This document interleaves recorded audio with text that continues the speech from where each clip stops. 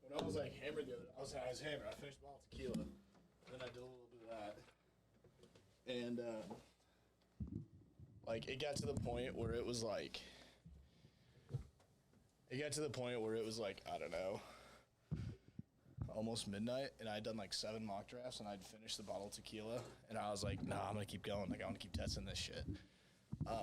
And then I was just too wasted. I couldn't look at my computer.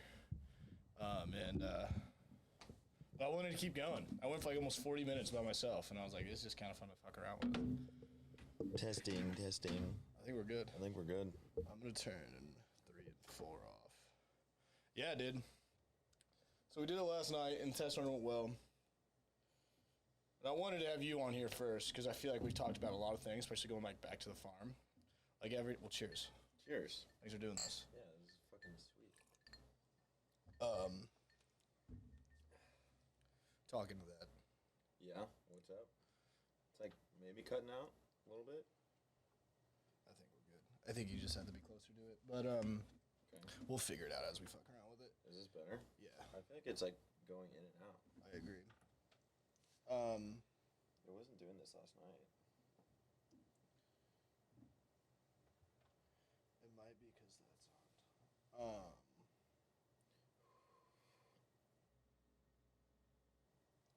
Talk. Hello.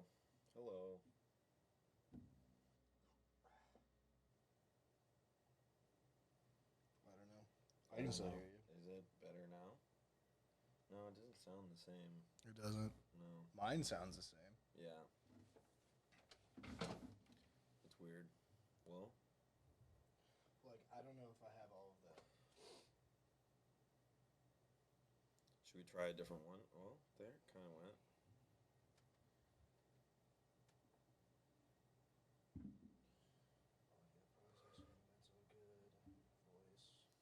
Can you hook up your laptop to the TV? Yeah, what's on? No, I'm just curious, because it'd be cool to, like, have something that would, like, if we bring up a topic that we can... Oh, yeah, I was actually planning on putting my work from home monitor. Oh, just putting it right there? Yeah, or here. Oh, that's a better idea. So we can have... I thought about that. That's why I need it for this, but that's an HDMI thing. Yeah. But I don't want this to get too cluttered. But at the same time, I don't know. I'll fucking figure it out. Play it as you go. Yeah. I don't know if I'm on. It's like I'm cutting in and out. I had no problems with this last night.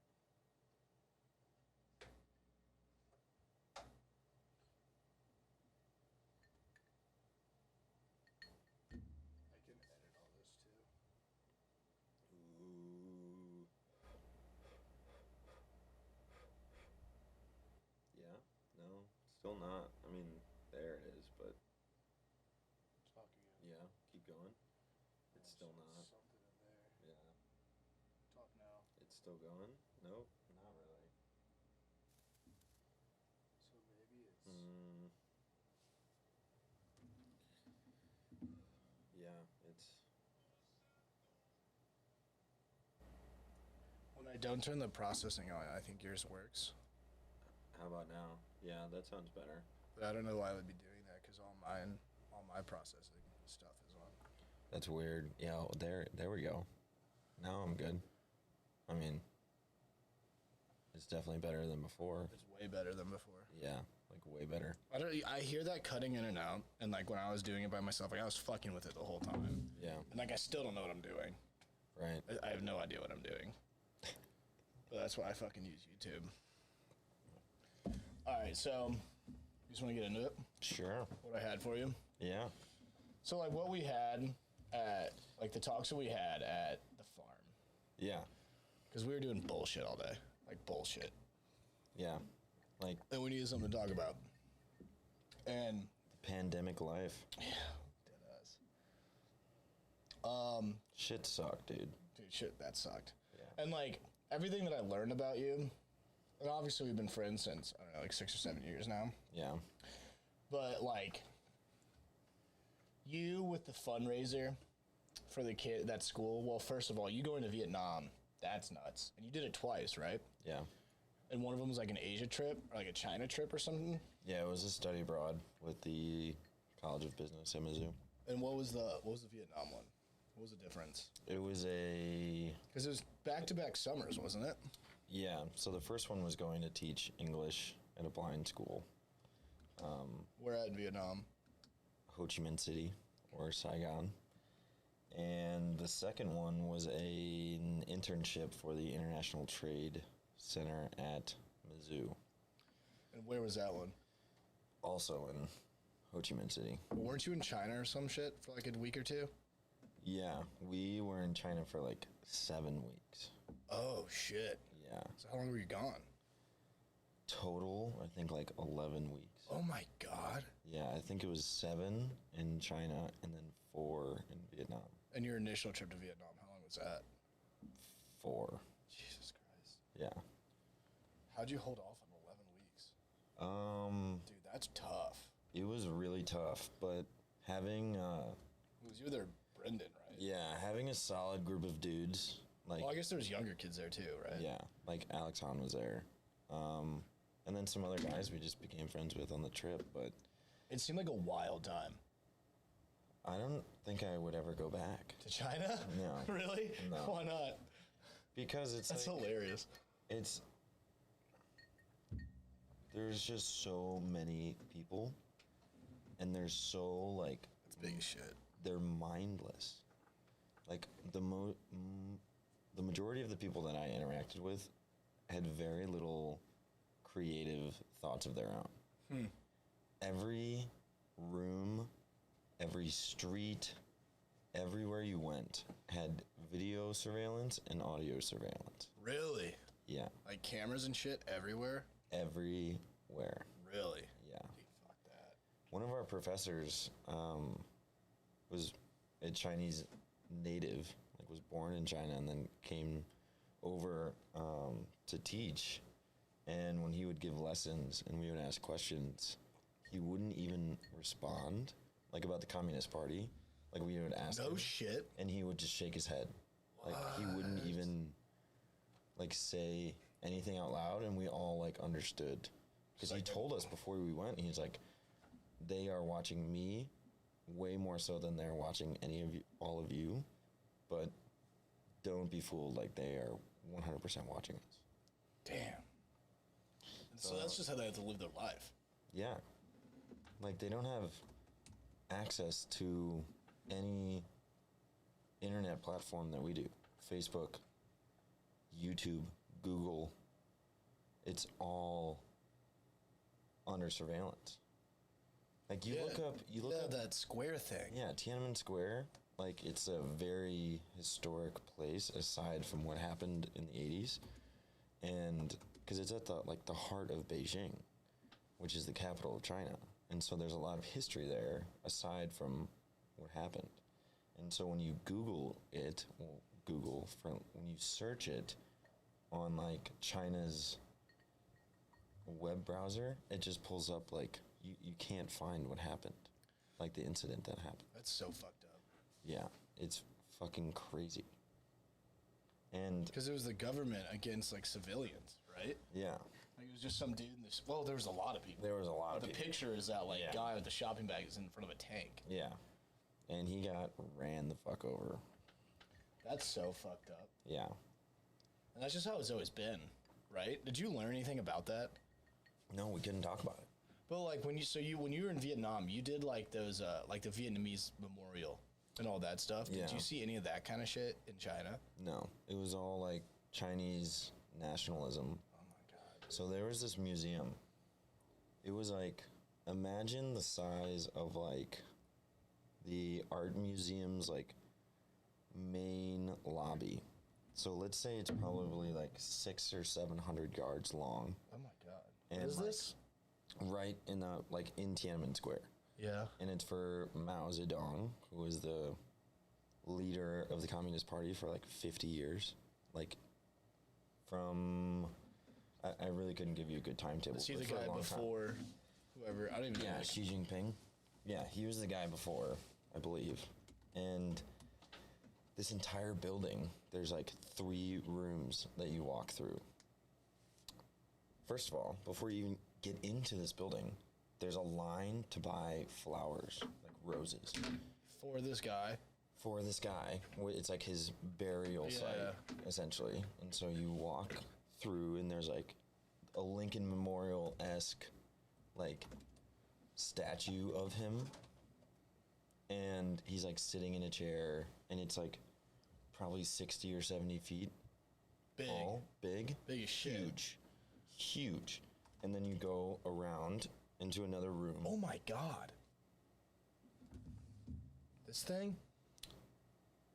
No, it's like, that's also definitely a thing, but this is like inside of a building. Oh. And so then you go I see what you're saying. you go to another room where supposedly he is like resting, and it's bulletproof glass, like 20 feet tall, with 4 armed military guards on each side of him, and it's a plastic figure.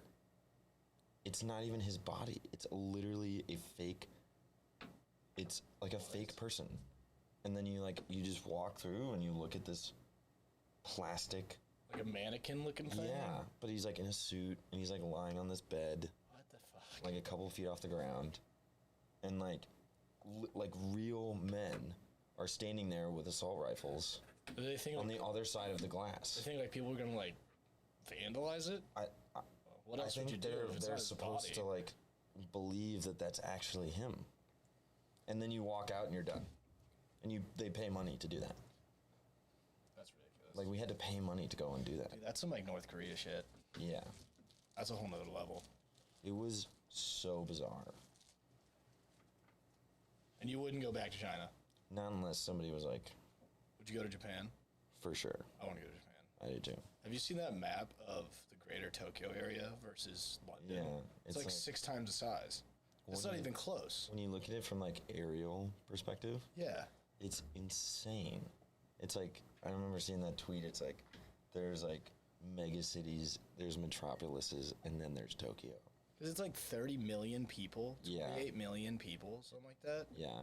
I flew through Tokyo on my first flight.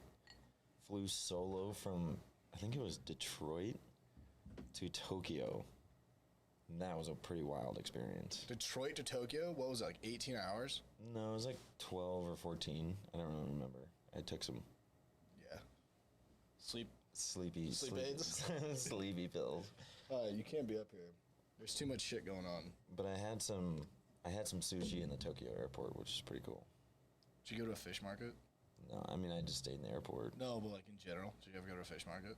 Oh yeah, there's things called wet markets, which is like, that's some shit. What do you That mean? like, they don't have like supermarkets. They don't have like, I mean they do in like the big cities. Like they have places like 7-Eleven type little Where you buy deals. like bread and rice and eggs. They have like square blocks of like open air like markets, and there's like different vendors that you go and see to buy like spices or rice, and those are dry markets. Wet markets is all like livestock and fish, and it's all in the open air. Like It's crazy. Just sitting on ice and shit. yeah, it's fucking crazy. Dude, I get woozy just walking through like the fish part of like Walmart. It's, yeah, and we went to one, and part of our market research project in Vietnam was to like assess their, we did a lot of research on like their chicken production, and so we went from the farm where they were raised, which was fucking crazy. I mean, hundreds of thousands of live chickens just like huddled together, like Probably in a really small area. rows and rows and rows. And then we went to like the place where What they the get fuck? like 10,000. I mean, it was huge. It was huge. And they probably just killed them then and there. No. So then they get transported down the road. This is all the same company, to where they get cleaned. And these guys take them out of these crates from the truck, hang them on a conveyor belt, and then they go into the factory, and someone's job is to grab the head of the chicken and slit its throat with a knife. Oh my God. And then they bleed out. And While they're going through this thing? Yeah, they're all alive. And this one guy has a knife and goes... And just kills like thousands of chickens a day. And they have no job rotation. I asked them when I was there, because I was like, could you imagine doing that every day? They're like, that's what we do every day. For like 12 hours plus, probably a day. Jesus Christ. That's all that guy does. And he's been doing it for years. And he probably will do it for years to come. And this was just the chicken processing plant. Yeah. Was it Tyson? No, I don't even remember the name of it, but it was like, Jesus. I mean, it was pretty cool to see. Like, it wasn't like, I mean, it was really, really sanitized. Like, the factory, I mean, the farm was the farm, like where the chickens were. But the place where they got cleaned and packaged and all that shit, it was like, we had to, like, double robe up, like, really? Double glove, mask, hairnet, I mean, Everything. Everything. Good on them, I guess. I mean, I guess it was just... Yeah. It was very interesting. But yeah, so and then they go and bring... Well, they were different because they were exporting it. So they were freezing it there. And then they would export it to China or to... Wherever. Korea. Not so much U.S. because we have enough fucking chickens. We got Tyson. Yeah, we got enough chickens. But it was really cool. You said... Vietnam is such a different place than China. You really love Vietnam. I really do. You want to go back? Absolutely. It's not if, it's when. When? Yeah. When? Because I had this perception, I guess, from like learning about the Vietnam War, that they were just all gonna fucking hate Americans. But it's how we're taught. But like, gosh, what was the stat? It's like over 50% of the Vietnamese population is under the age of like 30. So really? Yeah, it's something crazy. They're like going through a huge boom in their... Good for them, I guess. And so most of the people weren't didn't around, experience it. Right, yeah. For Vietnam. And so they're like, fuck yeah, I mean, they're still like under communist rule, but it's more of like a socialist perspective where the people have much more of a say as opposed to China where it's like nothing. Like, no. They are much more like progressive in that way. And they're fucking nice people. Like, they're really genuinely nice people. That's awesome. Like, were they happy? Yeah, they're so happy. Like, they all just ride around on mopeds and like bike everywhere, low tuk-tuks. Yeah, it was so much fun. And like... Yeah, you said your Ubers were scooters. Yeah, everywhere I went. Except for if we were going to like nice places, we would get in cars. Bro, if I could do that, if I could take my scooter to Uber people around here, I totally would. Oh my God, it was so much fun. And we would go like from our like hotel, which was probably 45 minutes from... Far. From like the heart of downtown, like District 1 is what it's called, which is kind of funny. Yeah, I was going to say, that's kind of scary. Yeah. But it's just like the financial district. I mean, it's like, sure. Yeah. And it would take us like 45 minutes on a scooter to like get anywhere. That's so funny. So you just throw some headphones in. Oh, yeah. And vibe. And just bring like a few beers. Yeah, wasted. Yeah. And I'm like... just hogging on the back of some Vietnamese guy.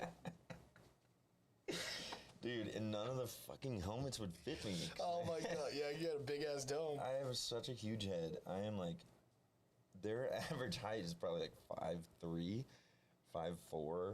I mean, some guys were a little bit taller, but... On average, they're small, yeah. They're really small people. And I would always like bring a backpack and just clip the helmet onto my backpack, because it would never fit. I was like, I literally cannot clip this on. It's like 2 sizes too small. Yeah. And they would always be like, just like tapping their head like, hey. I'm like, it doesn't fit. Big head. Yeah, I'd be like, okay. They're like, helmet. I'm like, okay, got it right here. Yeah, it was so great. Would you go back to Ho Chi Minh City? Specifically? Yeah, that's the only place I would go, I think. But is there anywhere else in Vietnam that you'd want to see? Yeah. Because Vietnamese is like against like the Japan Sea, isn't it? Or Vietnamese, Vietnam. It's in the South China Sea. That's right. Yeah. Yeah. So, but would you want to go see like any of that? We went on a weekend trip on my first Oh wow, it's a lot smaller than I thought. Vietnam. Yeah. Yeah, it's very small. I didn't realize where Cambodia was. Yeah. Or Malaysia, I really want to go honestly. to Ha Long Bay outside of Hanoi. I'd like to go to Hanoi too. Next to Haiphong. Yeah. Just because it looks so pretty. What does? Ha Long Bay. See, this is exactly why I wish I had the monitor there. Yeah. Because now I'm just looking at it and like whatever, but oh wow, that's there. Yeah. I really want to go to that area in the world in general. Like Yeah. Southeast Asia. I really want to experience that. I really want to do Thailand. Yep, same. I'd do that. I didn't know that's where Cambodia was. My geography's ass. It's so ass. I had no idea this is where. I'd like to think I'm pretty good at geography, but not great, certainly. Do you plan on going back soon? No. Or is this like in like 15 years? Like you just eventually want to get back? Yeah. I mean, I definitely want to go back. Like, Would you go by yourself? I did that. I mean, I didn't go by myself. I went with 2 like school groups, but like, Could you solo dolo it? could I? Yeah. Yeah, for sure. Really? Yeah, no doubt. Wow. Good on you. Because I have friends there. Like Now I you have do, people. yeah. Now I have friends. Like I have places I could go. Like I would have a good understanding of like where to stay, and like, but only in Saigon or Ho Chi Minh City. Why do you keep saying Saigon? Because that's what it was. I mean, that was like, it's like they're synonymous. It's now called Ho Chi Minh City because of Ho Chi Minh, who was equivalent to Ho Chi Minh was a real person. He was he was a leader of Vietnam during the war, Oh. and Saigon was the name of the city, and then after the war they like renamed it. I think that's correct. Something along those lines. Yeah, something along those lines. So it's like saying Istanbul and Constantinople, like they're the same place. That was a horrible example for me. Yeah, I mean, you can say either one. They say Saigon there.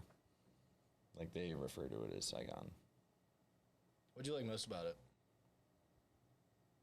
I want to get into the school thing, but like, what Vietnam as a whole? Because I like Spain. It was clean. I like Spain because it was clean. Everyone was nice. It was like literally like fresh air. Sure, we were next to the like not the ocean, a sea, but it was like fresh air, and like I didn't feel like I was like walking through. I don't know how to put that. Like I didn't feel like I was walking through downtown St. Louis when I was walking through downtown. Sure. Vietnam and China are not that way. They are very, very dirty. The pollution in that part of the world It's crazy. is unbelievable. China's out of their mind. Vietnam is too. I mean, It's where a lot of clothes are made. yeah, it is. Did you see any of that? Like how you toured stuff in China? Did you tour like warehouses or shops in Vietnam? No, but we learned about them. And one of my professors on my first trip there when I was teaching was a man named Mike Alden, who was formerly the Mizzou athletic director. And Really? yeah, That's cool. he stepped down during that whole shit freshman year. Really? Yeah. And then the university wanted to keep him around, and he actually got invited with like Texas, like the AD from Texas and from Penn State and like a few others. Big guys. Yeah, to go over to Vietnam to see Nike's like No way. facility there. Yeah. And he, like myself, just fell in love with it. Really? Instantly. Like they went to, I mean, obviously, if you're gonna get invited by Nike to go anywhere, you're do gonna some stay crazy at shit, like yeah. 6-star places. Yeah. Like, no one fucking goes where they went. But he, like, went on his own and like journeyed outside, like, and just explored by himself and just fell in love with it. And Was he on your trip? yeah, Or do you just know this? no, he was on our trip. Really? That's how I know it. Damn. And so he Was this started. Nike thing before or after? Or is that why he was on your trip? Because he got invited by Nike? No. This was like years ago, like early 2000s. Yeah, but I'm saying, like, he went there, and, like, is that why that he wanted to go back was because of that trip? I don't know the answer to that question. I know that Mizzou wanted to keep him around, and so he went to the Office of Service Learning and was like, hey, we could do this trip in Vietnam. Like, I've been there plenty of times. Oh, that's awesome. Yeah, he, like, spearheaded that. Wow. That was the first time that Mizzou had ever gone there. Oh, no shit. Yeah. Wow. It seems like it was really successful. Yeah. As a They've whole. gone back every summer and every winter since. Damn, that's awesome. Yeah. Probably big groups of kids. Yeah, not anything crazy. Like 15, 20 kids probably, though. Yeah. That's a big group of kids. Yeah, that is. Yeah, definitely. And so he started a microfinancing project in... Microfinancing? Yeah. What does that mean? Giving a very, very small loan to people in developing countries. Oh, really? Well, I guess, yeah, developing country is a good word, I guess. They're not third world by any means. But I see what you're saying. But no, Same but thing like, with the school. Like the value of the U.S. dollar Yeah. compared to them is like insane. He had like, I get that. he was explaining to me that his return, like he's seen a return on his investments, like I think it was like 99%. God damn. Because they value like The that dollar opportunity so it much. literally goes that much farther. Because they're like, we went to like, it was all like centered on women, like women who like wove baskets, and like they're always gonna weave baskets. Like that's all they're gonna do. But like they just don't have the money to go and get the materials. And so that's where Mike would come in and be like, hey, I'll give you like $2,000, which to them is like fucking crazy amount of money. 5 months worth of materials. Yeah, Something no, like that. over a year's worth. God damn, that's crazy. Like, And that's a lot of money, but like that's minuscule. It's like successful people here in America, especially at an AD of an SEC school, like that's nothing to him. nothing. And that probably changed quite a few people's lives. Exactly. And so on our trip, we went and saw like recipients of his microfinancing Oh, that's project sweet. and like how their life had turned around. And it was really, really cool. What'd you learn from that? What'd you learn from seeing that? That people are like driven. Like they were going to make those baskets That's a really good regardless. answer. Like they were going to like one of his loans was a single cow that we went and they had an entire farm from that one cow that he like gave to them. And they had like 4 cows, 25 chickens, like From him giving them that cow. yeah, they like Because they're able to make money off of that cow. And probably get a smaller cow. yeah, Breed it. Yeah. Now they have 4 cows. Yeah. Now they have 8 cows. yeah, Wow. yeah. That's sick. I'd love to Yeah. do something like that. Yeah. See, I've never heard of something like that. Yeah, it's crazy. Cuz like how would you ever think of something like No. that? Unless you went and saw it and you did it. You know? If he hadn't been invited by Nike to go there, he'd have no idea to go there and do that and see the impact that he could make. That's crazy. Yeah. Probably And hate I saw that and I did the same thing. Essentially. Yeah, so the school. So you went there initially. Well, your first trip was the school trip. And was the trip directly for helping this school, or did that just like fall in your lap while you were there? So we had 12 students in my group. 11 girls. And, And you're the only guy? and Davis. And So Davis. that's why Mike and I got along so well. Okay, is that the AD? Yeah. Okay. Yeah, his name's Mike Alden. And we just got along so well because it was like, fuck, dude, we gotta go get some coffee and talk about sports. Like, I obviously had my own room, like, Dude, I'd go crazy. I mean, even if I spent a day with 11 chicks. but that's where, like, when you asked earlier, of like, could you do it alone? It's like, fuck yeah. I did a lot of stuff alone. Okay. See, I didn't know that. Yeah. And that's wild. Yeah. Like, I would go on walks at night by myself. Probably learned a lot about yourself. Yeah.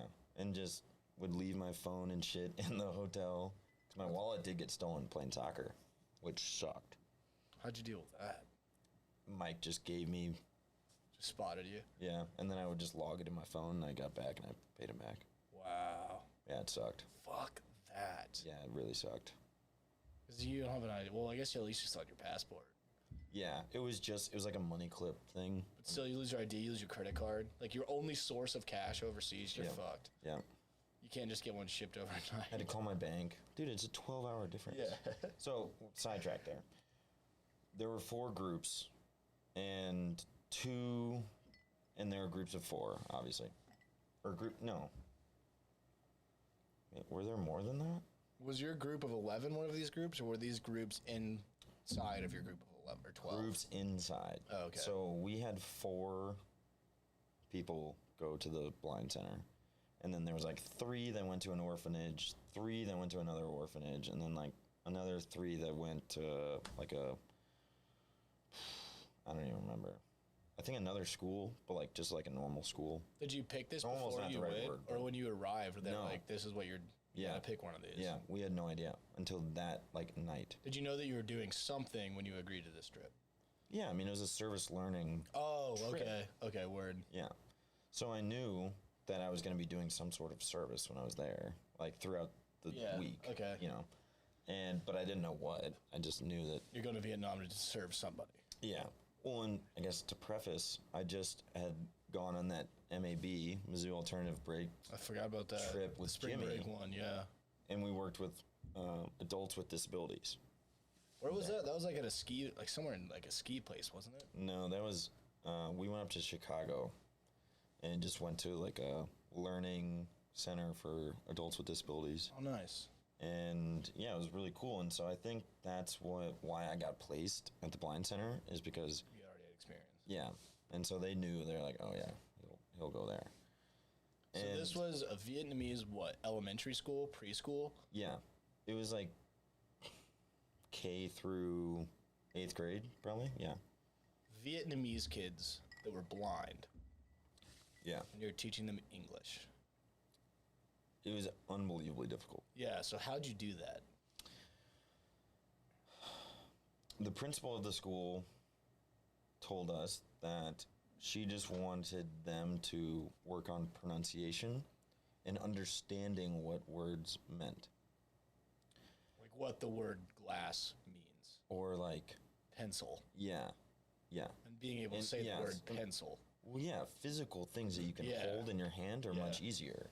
Because yeah, we can Not put understanding put concepts, but we can like put a- apple, fruit, bowl, cup, yes, knife. yeah, because they already know what that word is. Yeah. Okay. Word. But the conceptual words of like, I'm doing good but not great. Like, how do you explain that to somebody who doesn't understand English? And they can't see you. Yeah. Like- and they can't see you. and They don't see you smiling or and frowning. and the teachers can't see you either. Get the fuck out. They're also, blind? Yeah. Oh my god. It was unbelievable. And so I guess I should say not everyone was 100% blind. They had a visual there was- impairment. yeah. It was a school for the visually impaired. Okay. And it's a it's not a sliding scale, but it's like there are some There's a kids. spectrum to it. Yeah, for sure. So some students would help other students out in that sense, which was really cool to see. I never saw one kid cry or like get upset. Of not being able to grasp something. No, I'm talking about like running into a fucking door, No way. like a metal door, like Just because they didn't see it, just ran into it. boom, and then they just be like, oh, and then go the other way. Like fall, like there's steps everywhere. It's all like hardwood floor, like concrete tiles, like it's not like padded. There's no carpet. There's no like soft edges on the doors. no tennis balls on the corners. Nothing, dude. That's insane. Like they'd fall down the stairs and then like just get up. So what kind of impact did that have on you? It was like insane because like I'd see them and my first initial reaction was like, go over and help. Yeah. Like go help that kid Yeah. up. Yeah. See if he's all right. Douche. But then I started seeing it so much that I was like, no, this is kind of good for them because they like just get up and they find a different way. It's like resilience. And they like figure it out. It's a really, really rough way to be Yeah. resilient. And it's like, I had to like check myself and be like, oh my gosh, I need to But go. at the same time, that's how probably all the other kids at some point learned. Mm-hmm. Like, it wasn't like to them, obviously I'm speaking out of place, but like to them, like it's nothing out of the ordinary. Exactly. It's just how they've learned to live. Well, and especially if they're like, what, 6 years old? yeah. 5 years old? Well, and the thing with like the disabled community in Vietnam is that it's looked at as a disease. Like, a lot of the children that were there were dropped off there, and their parents turned around and didn't look back. That's so fucked up. Some of these kids are like orphans. Most. God, that's awful. Yeah. I'd say probably That's half. so sad. Yeah. Yeah. And a lot of sex trafficking. Like, we weren't allowed to post any of their faces on social media. I get that. Because, like, a blind kid being like, oh, your uncle's here to pick you up. Who will know? Who would know? He or she wouldn't. They can't see him. They'd probably figure it out pretty quickly on the bike. They'd be like, well, I don't know this person. At that point, it's too late. This guy smells weird. Yeah. Man, that's fucked up. Yeah. So there was like a gate with a security guard. Southeast Asia, I feel like, is, from what I've read and heard, is like a hot spot for. Yeah. Yeah. It was really hard to hear. But Damn. So like without even like spend 2 weeks, I mean, you just hear that and like you're immediately attached to these kids then. oh yeah. At least I would be. Oh yeah. I feel like that sounds weird when we're talking about sex trafficking. But you know what I mean? Like you're like protective of these kids. You're like you're watching out for them now. Right. Well, and so like after like a week of being there, the principal, like our professors would like spend one day or like half a day at each of the 4 sites. Okay. And so on the second week, the principal of the school, who had spent time in America, like went to college here, and it's a very Christian-oriented school. Like, there's a lot of faith involved. Not really relevant to what I'm talking about, but she has very, very good English. She can see. Who's this? The teacher? Principal. Principal. Okay. Who's running the school. Okay. And she sits the 4 students. Is she Vietnamese? Yeah. Okay. She's born in Vietnam. And she sits the 4 students down, and then our two professors, Mike and Anne Marie was our other professor. And 4 students as in you and the other 3 on the trip. Yeah. And was like, thank you guys so much for coming here. Like, you guys don't know what this means. Like, our school, it's all funded by a non-profit based out of San Francisco. And they had not received the same amount of grant money that they had been receiving previously.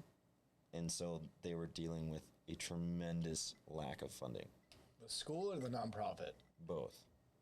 Because the nonprofit didn't have any money to give the school. And they, okay. I'm following you. And so the school, like, grew their own tea and, like, had their own, like, bracelets and, like, jewelry and things to, like, sell to try and make some money for the school. And so that's where the bracelets came from. Mm-hmm. I didn't know that. Because they were selling them for, like, 35 cents. They had to be resourceful. Well, yeah, and, like, that's just, like, the value of the U.S. dollar. I was like, I can take this home and sell it for $20. Easy. And that's what I did. How many did you sell? Oh, man. Probably, I know I You sold 100 of them? I sent them, like, $3,000. Holy shit, Dave. Just off bracelets. Holy shit, man. Yeah. That's awesome. Yeah. Did you... Obviously, I'm assuming you talked to them afterwards. Oh, we had, like, Do you know what that money went to directly? No, but... Didn't matter. It didn't matter. No. That's awesome. I I just got goosebumps, dude. Yeah. I had no idea. I didn't know if it went directly to the school that I went to, because I just gave it to the nonprofit. And I said, please give it to the Nha Hung Center, which is where I was. They probably did. And they probably did. But they're also... The school I was at was one of, like, 8 or 9, I want to say, in Vietnam for visually impaired children. That's wild. But the one that we were at was like the Mecca. Like it was the biggest one. So does Vietnam have like, I don't use the word problem, like a thing for like with visually impaired people? Is that just like a thing over there? You know why? I'd love to know. Oh, no way. Agent Orange. Really? Yeah. Holy shit. It is like genetically like. Oh my God. Gone through them. Like there is a huge, but it also there's a lot of other factors. That there are a lot of other factors. Like. But that's a direct one. There's like a deficiency in their diet of something that makes your eyes stronger. Yeah. And I'm forgetting what it is. I want to say it's like vitamin A. I don't know. One of those. Like they have a deficiency in their cultural diet that makes their eyesight better. But a lot of it like was because of the fucking chemicals that we dumped on them. I mean, dude, that's a thing. There's, like, plastic plants here in the States that have had, like, big lawsuits come after them because they dump shit in rivers, just, like, little creeks and towns. Like, in fucking... People get cancer left and right. Yeah, like, nowhere, Pennsylvania. And, like, before you know it, 80% of the town is cancer. And, like, they can't have kids, this and that and the other thing. And if they do have kids, there's some deformity. Right. Right. Yeah. And so, like, going back to your original question of, like, what was the best part? Answer A, you know, there's a lot of different reasons. The newness of it all was so fun. Yeah. It's like you're in a different world. Literally. You're an alien over there. Yeah. They're an alien over here, we're an alien over there. Feeling like a minority as a white male.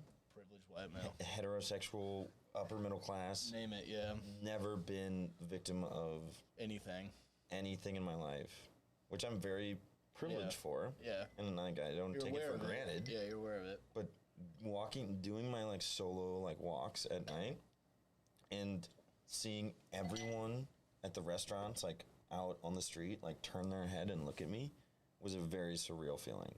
That's nuts. But not in like a judgmental. Yeah. It was just like what? Because what is that white boy doing here? Yeah, yeah.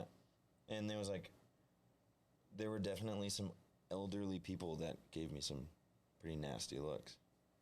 That's nuts. Yeah, and it was very like humbling. It was I think everyone should go and have that experience. I agree, dude. I hate when people say like, "Oh, fuck the other countries," like, "Fuck Europe," "Fuck this," "Fuck that," like whatever, and like. I don't want to say I was anti-traveling, but I never had any ambition to go overseas. Probably until college. Like, all of high school, I was like, nah, I never want to do that. Like, fuck that. Yeah. Mexico's cool. Like, that's it. And then, like, when the opportunity arose for Spain, I was like, yeah. And when I got there, I was like, dude, I don't care if it's Spain. I don't care if it's Vietnam. People got to do this shit. Mm-hmm. You learn so much about yourself. 100%. And, like, you come home, you're like, none of this is anything. Like, how we, just, like, like, literally where I live, and, like, how many cars I see, and, like, obviously you took scooters or you biked, you walked everywhere. Like, it's such a shame having to take a car anywhere here. And, like, that's why I love that scooter, because, like, I just zip around, and that's all people do over there. It's, like, such a, like, that's one little thing. Right. And it's just such a culture shock, and you realize that, like, what the fuck are we doing? Yeah. Like, even having a scooter over there is a big deal. Like, being in a car over there, they're all, like, insane, like, Lexus, Mercedes. Like, Audis, there are no, like that. There's nothing, like... Chevy Impalas driving around. No, it's all, like, badass cars. That's wicked. And the people that have them are... Mega power. Yeah, mega wealthy. That's nuts. Yeah, it was really cool. But... It was the people. Like, the people that I met were just unbelievably nice and, like, went out of their way to made sure that I was, like, comfortable, that I was safe, that I was fed. Like, we used a, like, third-party, like, it's like volunteer tourism. It's a company called IDEX, and they are positioned all over the world, and they had a spot in Vietnam, and so where we were was within walking distance of the IDEX like hub.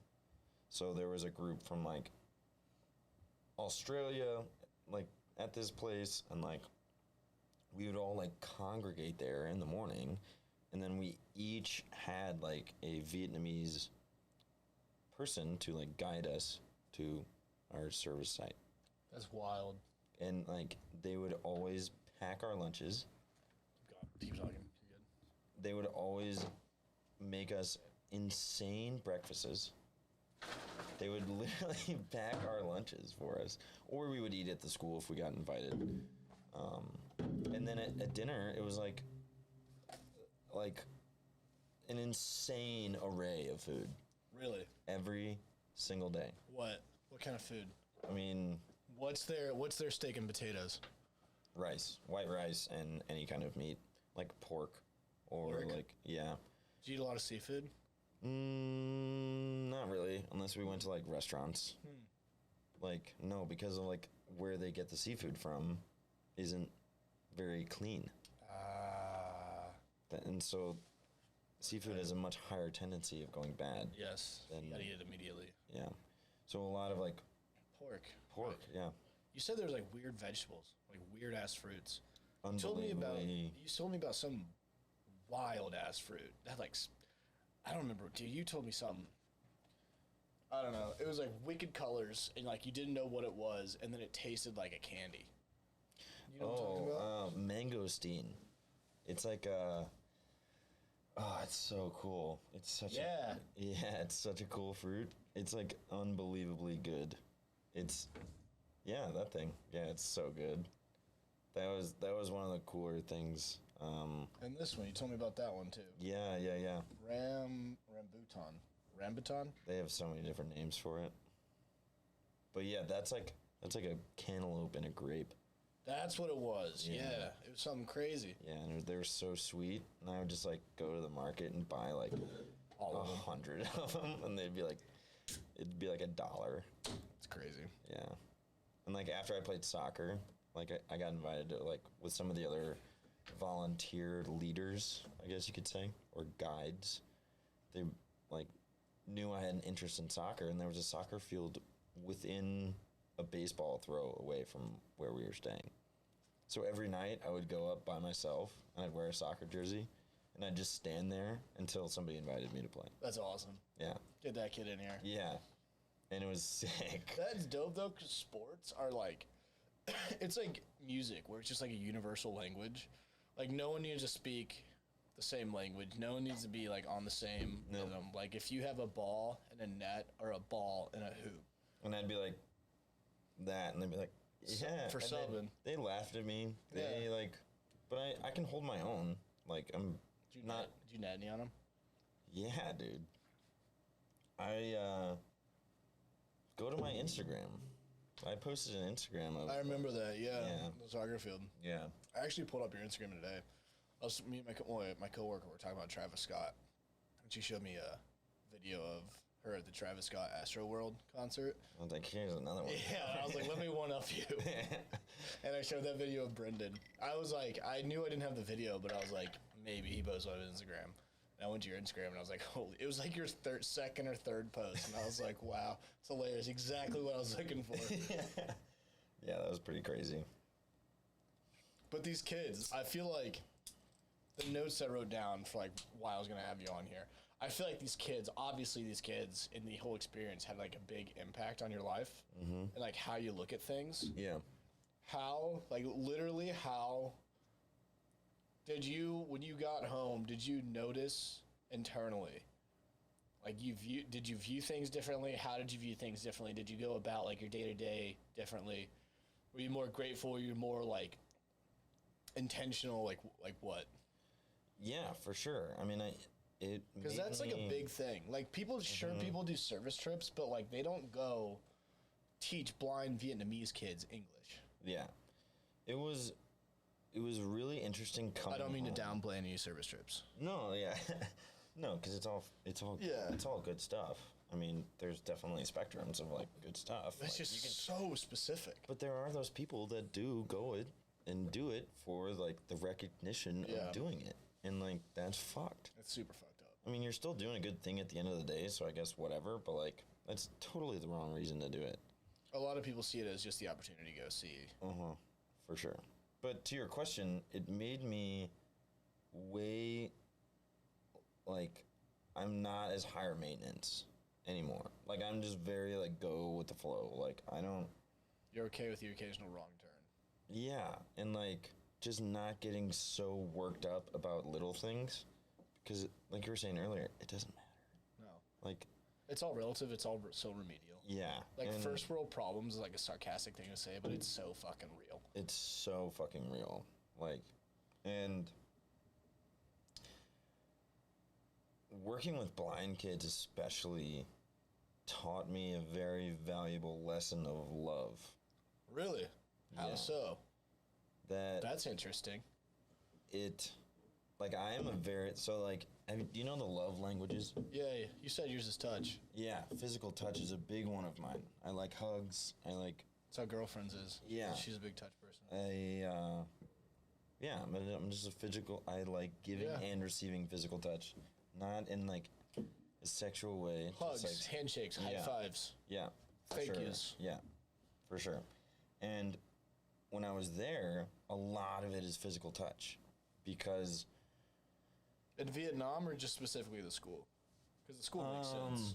yeah, the school for Okay. sure, because we would have to like grab their finger Yeah. to like follow along, because we essentially had like a script of like, hi, my name is blank, I am blank years old, my favorite thing to do is blank, and like we literally worked on like a paragraph for 4 weeks, just doing like a few words at a time Walking them through it. each day. I'm assuming it's Braille. Yeah, but what we did was, because I don't know Braille, we would mark on their Braille sheets like each sentence like with a line, and then like the word underneath the Braille, so that we can be like, oh, that's perspective, or that's age, some Yeah, word that's yeah. in the thing, so we can go over it again and again and again. And so I would go and be like, nope, we're on this word, grab their hand, put it there, and And then for you, that was like an actual connection. yeah. And then I would sit there with this one student and be like, perspective. And then I'd be like, perspective. And then make them say it over and over. And then I'd go on to the next kid. Wow. And then I'd be like, Just sentence by sentence. word by word. And It's tedious. yeah. And a lot of them, Probably tell you like, patience too. oh my God. When I say we worked on like one word a day, perspective is that one that like, You remember that one? yeah, for sure. Because we spent like, we only saw them for an hour a day. Oh, okay. Because we were only in the classroom with them for an hour a day, like in the morning. And then in the afternoon, we would do miscellaneous things around the campus for them. Heard. But so going back to like the physical touch, that is their sense. That's how they know things, is by touching this glass and be like, okay, this is a glass. Yeah. Because we see it and we're like, yeah, duh, it's a glass. But like, They have to. they have to like touch everything. And so they really liked touching my face, because it gives them a better perspective of who I am. And like my shoulders, like I have really big shoulders. And they're like, wow. They wanted to see yeah, you. and they're just like and I was like, this is really, really interesting. Because it was so innocent. Yeah, it was so It wasn't someone innocent. feeling up on you. It was No. kids getting Yeah. a feel of who this person Yeah. is. They'd be like, well, and then I'd stand up and they'd be like, wow. It's your big shit. Yeah, they're like, this dude's huge. Like, and so it got to the point, like, when they would, like, hear my voice, like, after lunch or something, a lot of them would, like, come and, like, they'd just be, like, huddled around me. And they'd just all be, like, touching me and stuff. No shit. Yeah, and it was, like, I learned that, like, love doesn't really know a language. I like that. I like that a lot. Like, There's no boundaries. we can't talk to each other because we can't speak the same language. You cannot physically see me, but this one little kid, Duke, fucking loved me, and I loved him. Like, instant connection. Like, something about this little kid just, oh. You should sponsor him. I know. I've been reaching out to the principal, like, every 6 months or so, and I'm asking how she's doing, how's the school doing, and then at the end, I'm like, how's my buddy Duke? How's my dog doing? Yeah. And, like, that's awesome. Hell yeah, dude. Yeah, he was just like, Davis? Like, he'd be like fucking 50 yards away. He'd be like, because there were handrails like along to lead them around. Yeah, to lead them around, and then like on the ground there were textural differences and stuff. And so they weren't running off the sidewalk. He would be like 60 yards away, like down this long hallway, and be like, Davis. Be like, I'm coming, Duke. And then he'd be like, Davies, where are you, Davies? And then I'd just pick him up. That's awesome. Because you would just throw his arms up, and I'm like, yeah, come here. That's so He's awesome. probably like 7 or 8 years old. That's dope. Yeah. You're his older brother. Oh yeah. Like, that's sick. Yeah, it was really cool. And played a lot of soccer at the school too, which was just crazy. Because I would like kids. With the kids, yeah. Because like some of them, like I said, were visually impaired, not totally blind. So they could kind of make their way around, especially like the older ones could like do better. But like my little buddy Duke, no idea what's going on. Nothing. And so I'd hold his hand and be like, getting him there, and I'd be like, kick it, go right there. Miss. And so that was a lot of fun. I actually put some of my grandfather's ashes at that school. Get out.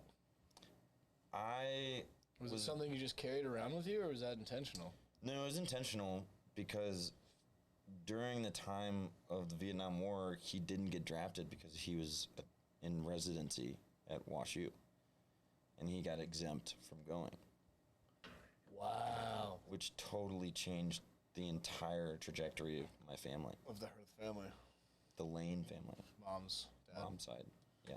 That's wild. So I totally had an appreciation for that. Wow. And I don't know why, but I was like, I feel like I just got goosebumps again. That's crazy. Yeah, and that's so dope. Yeah, I didn't put a lot there. I just put a little bit. Some, yeah. Yeah. Wow. Yeah. I bet he appreciated that. Oh yeah. Shout out Pops. Yeah. Yeah, and my grandma wasn't very thrilled about that, but I was like, fuck it. We each got some. I can do what I want with it. And, like, that was my perspective of it. It's like, had he not been in medicine at that time, he would have gone. And who knows how differently our family's lives would have been. You know? Might have not been here. Right. And, like, that, him not going over there and how, like, sour of a subject that is. Like Vietnam in general. Yeah. Him not going over there and having your family now, and then you going over there and then showing that appreciation to that country, I feel like that's just got so many layers to it.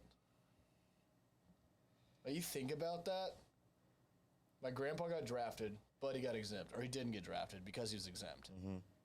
So he was supposed to be there. And he should have been there. I don't know the stats, but that's like a 50-50 shot of coming home. I bet it was a lot higher than that. But still, you go to war in the 60s. You would have changed who he was. Yeah. It would have changed how his life panned out. Wasn't Dr. Lane. Yeah. No. I mean, and then you went over there and fell in love with the country. Yeah. And we also did like a tunnel tour because, like, I don't know your knowledge of the Vietnam War, but like they kicked our ass because it was their home base. They kicked our ass. They kicked the shit out of us. But we were taught, hey, we won that. No, we didn't. For all of you that don't know, we got our shit tossed in Vietnam. Yeah, because they built an unbelievably elaborate. What was it? Tunnels. Guerrilla. Yeah. It was like real guerrilla warfare. Yeah, and we went through the tunnels. Obviously, it was like fabricated for like tourism to go, but like a lot of them were like. It was the this OG is where like with like extra support or some shit. No. I mean, they definitely, like, made it taller. So that's what I'm saying. Yeah, so you could walk or, like, crawl through in some points. And, like, there were, like, rooms, not this big, but like definitely probably like 8-foot ceilings underground with like a table and like chairs. How deep were you underground? How 10 feet. if you were to max. if you're 50 feet in that ground. No, not that far. No, I'm saying like into the tunnel. Oh yeah, And there was a ladder. You think you're 10 feet underground? easily. Wow. Yeah. Have you ever dug a hole? Yes. That's hard. I know. Yeah, and they built it so that There's probably like miles of these. hundreds of miles of tunnels that go from all the way to where we were. When you look at Vietnam geographically, Ho Chi Minh City is very near the bottom, Yeah. near that river delta. South Central. Yeah, and it connected all the way up through, and even went into Cambodia, and like that's how they like got around, because it was the North Vietnamese were trying to spread communism, like the North and South Vietnamese were not On the same page. and so the way for the North Vietnamese soldiers to get to South, like where the Americans were, was to like dig tunnels through Cambodia into southern Vietnam. And so we went and did that, and we saw a lot of like their booby traps that they would lay. Like what? Like one In was, the tunnels? Like they'd probably fall through the ground or some no, like shit. on the forest floor. Really? Yeah, like it's first of all, the weather in Vietnam is unbelievably harsh. They don't have winter. They're It's a like tropical area, isn't it? super tropical. It is 90 degrees every day, Humid as fuck. and it rains every day. Really? Yeah, if it's in monsoon season, which is like 6 the months, year, yeah. 6 months out of the year. So you're dealing with rain constantly, and when it's not raining, it's 95 degrees and more humid than anywhere you've ever been. So what are these booby traps? So you say jungle. Is a lot of it? I'm so ass at geography. Like, is this area of the Southeast Asia? Is this area of the world? Like, is a lot of it a jungle? Yeah, jungle's not. It's probably more accurate than forest. Yes, for sure. Yeah, it's definitely more jungle-esque than forest, but it's not. I mean, it's not a rainforest. Yeah, no, No, I get but it. it's. Asian So jungle. so some of like the descriptions of the booby traps, and they'd just be like in the middle of nowhere. Like one of them was probably twice the size of this table, and there was like a bar in the middle, and it would like flip over. So like if you stepped here, then you would just go 10 feet down, and there were spikes, like 2-foot spikes, like 10 feet deep. So you'd fall in and just get impaled, and then the thing would flip around, and then it would cover back over. Like a revolving door kind of a thing. Yeah, and then more people would just keep falling in. Oh my god. And they would put like some sort of poisonous shit on top. Even if you got out of it. You're not getting out of it because it's so deep you can't climb out, and you just got impaled, and you're just In least one area. yeah. And they would have like clamps and stuff, like just that stereotypical Like a bear trap kind of a thing. Yeah, just hidden. God damn. They had they made these fake like termite mounds. Do you know what a termite mound is? The big ass things. Yeah, they're like probably 6 feet tall, and huge. they're like probably 6 feet wide, like an oval shaped. So they made fake one of those with like holes in it, so that they could put their gun through, and it would be like a 360-degree thing, and they would wait for like a squad of troops to like pass it and just blast away. Jesus Christ. So literally, like the American troops there, who were 18, 20-year-old kids. Yeah, we'd be old. Yeah, we'd be old. We're like, every step they took was like, am I gonna die? have you seen the picture of the American soldier holding up the centipede? No, what? Look up Vietnam War. American soldier centipede. It is 3 feet long. Oh my god. Yeah. Dude. Yeah, Fuck dude. that shit. That's like some King Kong shit. Fuck that. Yeah. I saw some ones that were big, probably like a foot long. Ew. Not that big though. Like, dude, I don't fuck with bugs. I don't fuck with centipedes. I've seen like 4 centipedes in my life, and nah, I'm good. yeah. Taking that tour was a very, very crazy perspective as well. But they're not like pissed off about these memorials, right? Like What do you they're mean? like, I don't know how do I put this. There's a big generational gap, like what I was saying earlier about like how most of the population is like, under 40 years old or like 30 years old. So no, there's like no hostility. I mean, they're definitely aware of it, but they don't care that much. Dude, that's so crazy because I feel like They don't hold a grudge. half the grandpas you meet these days are like, oh, back in They're the same way. The older generation is definitely not as welcoming and receptive to foreigners, especially Americans. the white folk, yeah. Yeah. Westerners, or I guess for them that's Easterners. Yeah. No, it's West. Like we're Still? considered like Western, We're the West. like Westernized. But I have to go pee. Yeah, go Take a for it. little intermission. I can cut it. It'll just keep going. I'll cut it or whatever. 30 seconds. Breaking the seal. Fuck. You get another beer? Yeah.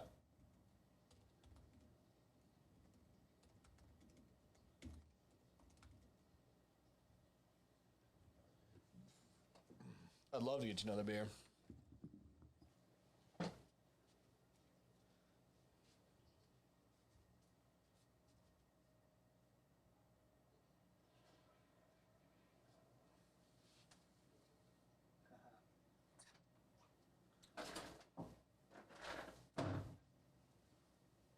Thank you.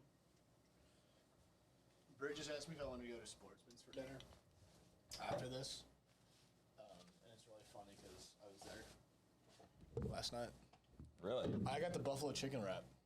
And It was dang, dude. It was the exact same thing as the tender dinner, but it was just, in a wrap. yeah, it was heat. Yeah, but it was really good. It was. I got curly fries, and I got Mayfair on the side. I got a side salad with Mayfair. Yes, dude. Yes. But yeah, what were we talking about? I mean, I can't say it's on the same line. I'm ass with history, and I'm ass with geography. And I don't know dick about the Vietnam War. Other than that, you're doing great. Yeah, dude, I'm holding my own. I'm fine. I can make a cold call. But, oh,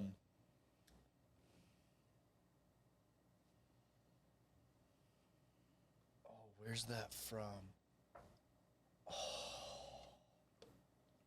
Because you went, when you were in Europe, you went to... The memory card hasn't been in that thing the whole time. No way. It's good practice. It's been that thing the whole time. So that's the only audio we're getting. I Damn. just realized that. That's been sitting there the whole time. Man, we've been going for like an hour, too. Yeah, but that one's in there. Whatever. Learning experience. Yeah. It's round 1. This isn't the only time we'll be doing this. Well, do you want to just change it now? Might as well. We'll just go on to a new topic. Dude, I can I tell hit record, and it's been recording. Oh, that has internal memory. Do you want to pause, check it, and then see?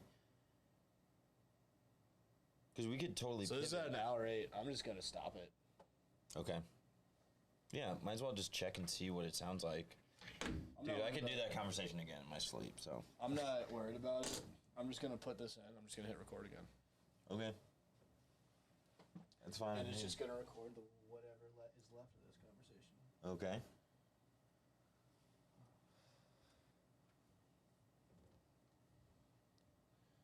$29 plus hours of audio is available on that card. I feel like that's not a lot. 29 hours? I mean, we've been going for an I guess hour it's right not a now. lot. It's only We went for like- an hour last night. So now we're restarting, and it's going That has some sort of internal memory. That'll be interesting. But that's why, like, when I ordered shit, I was like, I need safety nets. Mm-hmm. I can't bank everything on one memory card on my laptop. And that's why I have that hard drive, because I can't. Right. I don't feel comfortable with just banking everything on point in case. So you want to pivot? Well, what I was gonna say is that, like, I can't say it's the same because it's not the same. But when we studied abroad, we went to Germany for a weekend. 4 of us went to Germany for a weekend, and we went and saw Dachau. Mm-hmm. And we probably spent 2 hours at Dachau, and it was like the kind of deal where, like, you have a headset, and there's like this device thing that talks to you. Yeah, and like you hit this number, you scan this number or whatever, and it tells you what that thing is. Yeah. When we did Dachau, there's 4 of us that did it. We're a huge group of people, but the 4 of us buddies that did it, I think we might have said 10 words the entire time, because it was just so eye-opening to like see, and it was just like no fucking way. And like we went through like the bunkhouses, and we stood in the shower, and like we like saw like the execution area, and we saw like where bodies were buried, and it was just like. When I left it, I didn't have words. I had no words. It was like simultaneously the most eye-opening and fucked up thing I'd ever seen. And like, I don't want to compare it because you can't compare it. But no, like, there are similarities. And like hearing that and seeing that, if like for you firsthand, like that's just, it's gut wrenching. It wasn't as powerful as the American War Museum in. Yeah. So what's that? You've talked about that before. Yeah, it's a pretty massive building dedicated to photography, because the Vietnam War was the first war that international media was allowed, or I guess just did, go and take pictures. So the photographs really were insane. I didn't know that. Yeah, and you want to feel like a real piece of shit. I 5 minutes before we went and did this, I bought a rice hat, which I still have to this day. So I was walking around this fucking museum. The rice hat on. No, I took it off. I was just holding it. I was like, oh my god. This could not have been worse. Oh, man. Yeah, it was horrible. It was so horrible.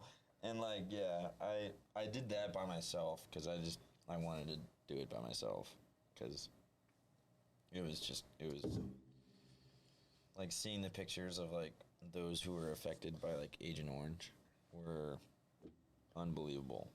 So Agent Orange, that was napalm. No. Really? No. It's quite literally like a napalm it was a poisonous like gas.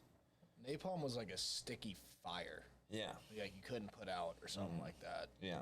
They used that because we were like on our last resort. We had no idea how to defeat these people, and they were all underground. So everything that we were doing was pointless. Nothing was working. No. So we just started flaming everyone. That's so fucked up. Yeah. So Agent Orange was a chemical. Was it gas? I think it was like, I'm not really sure. They had to drop it from a plane. Yeah, so it was a to, bomb that it had to be some sort of airborne thing. Yeah, I think it was more like let's find out. Liquidy, I want to say. I really don't know, but that's like a big war crime. Yeah, that's like chemical weapon. That's a big one. The first, when you Google it, the first picture is a child. Is clearly blind with a lot more deformities. Yeah. Agent Orange. It's like that picture times like 50. Agent Orange is an herbicide and defoliant chemical, one of the, quote, tactical use rainbow herbicides. It is widely known for its use by the U.S. military as part of its herbicidal warfare program, Operation Ranch Hand, during the Vietnam War from 61 to 71. And these pictures are like forest fire planes dropping what looks like they're putting out a forest fire. And Does it say who made it? It's just a chemical. So it is. I guess it is like a gas. Who made it? Mm-hmm. Is a mixture of equal parts. Blah blah blah. Monsanto. No way. Yeah. Really? Yeah. Shout out St. Louis. Yeah. Shout out St. Louis. It was made here. That's fucked up. Mm-hmm. I bet it's nowhere to be found on there. Who made it? Bioethicist Arthur Galston from University of Illinois, Champaign. Right across the river. Yeah. Yeah. Pretty crazy. That's fucked up. What are we talking about? I don't know. We can pivot to something else. Do I have something else? This is your deal. I can't believe that, dude. That's so fucked up. I wish We dropped more tonnage of bombs on Vietnam than we did in World War One, World War Two, and Korea combined. Jesus Christ. And you saw how big Vietnam is. It's not very big. Yeah. I mean, it's long, but it's not. It's very not a big country. It's thin on the side all the way down. Yeah. What was I gonna say?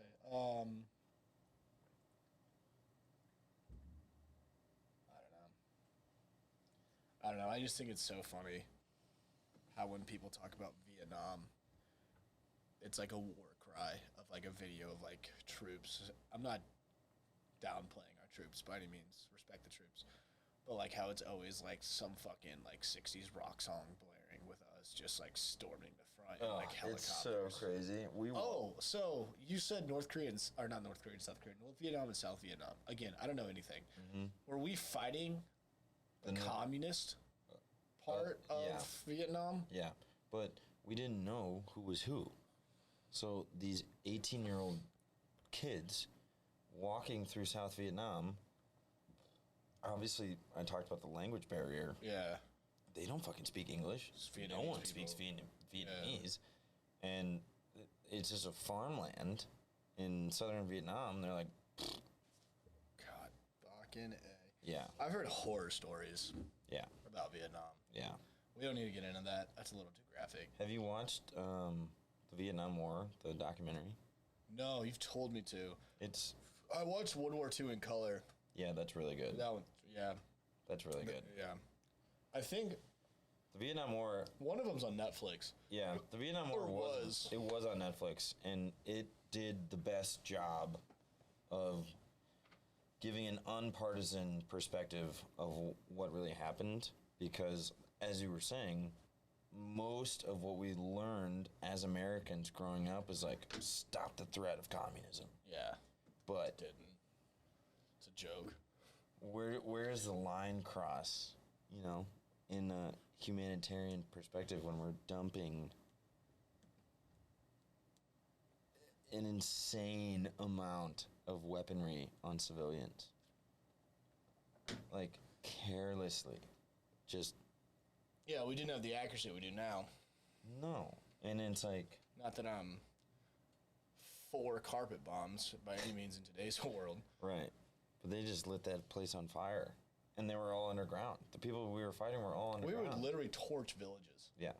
Just annihilate villages. Mm-hmm. And, like, you can see it. You can still see it for what Vietnam is today. But, like, take it back 60 years. Yeah, 60 years. Mm-hmm. And, I mean, everyone in Vietnam is not walking around with iPhones. And, like, take it back 60 years. We were literally like, when I say village, it was a village. Yeah, quite literally. I mean, once you get out of the big city, yeah, it's a different place. I mean, it's almost comparable to, like, here. But it's like if just, like, torching a farm town in, like, the 60s. Yeah. 50s here. Just, like, some wood barns, a wood house. And then, sorry, napalm. Right. What do you do? So fucked up. What do you do? Where do you go? How do you defend yourself? I wish I could speak more intelligently on this because I really don't know anything. History is... I got my first C in school, history in 5th grade. Because it was just so uninteresting to me. And, like, now, obviously I'm still young. You gotta get a little bit closer.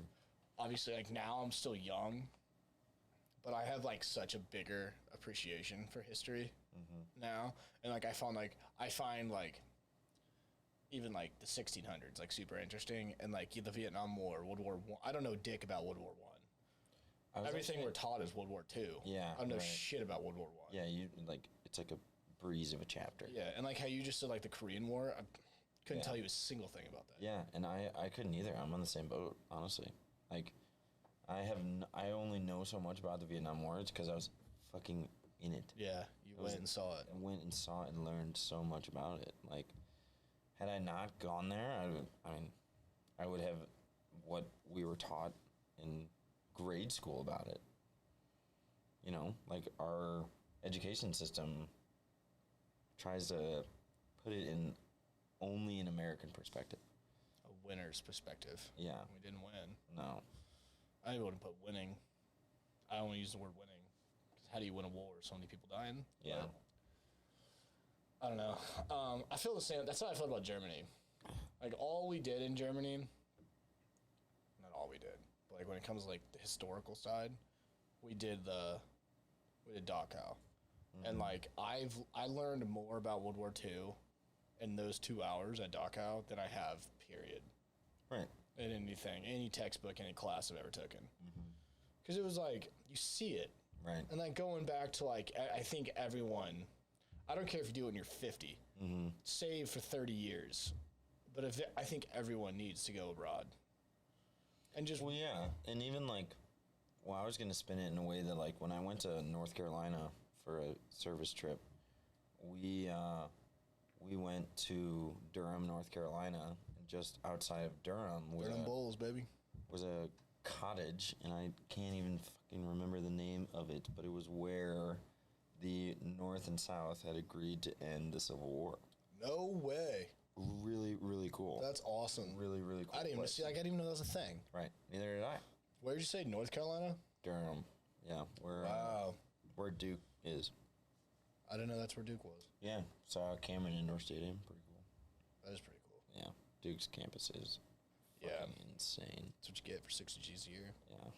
But yeah, I think I definitely, as I get older, have more of an appreciation for learning about history and significant events that like pretty much shaped where we are. Where we are, right.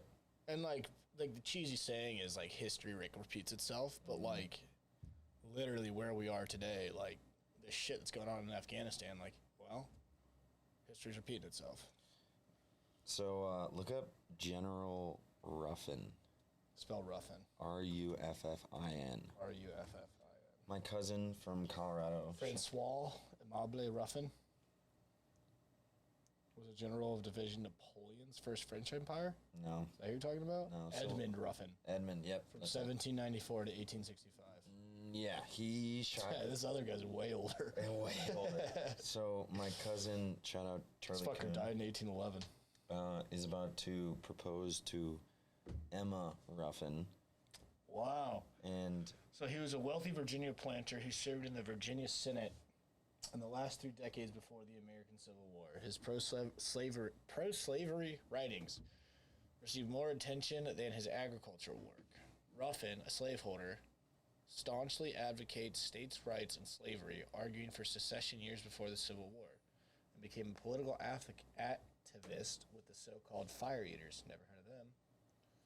He was given credit for firing the first shot of the war at the Battle of Fort Sumter in 1861 and fought as a Confederate soldier despite his advanced age. When the war ended in Southern defeat in 1865, he committed suicide rather than submit to Yankee rule. Wow. He wrapped himself in a Confederate flag and lit himself on fire.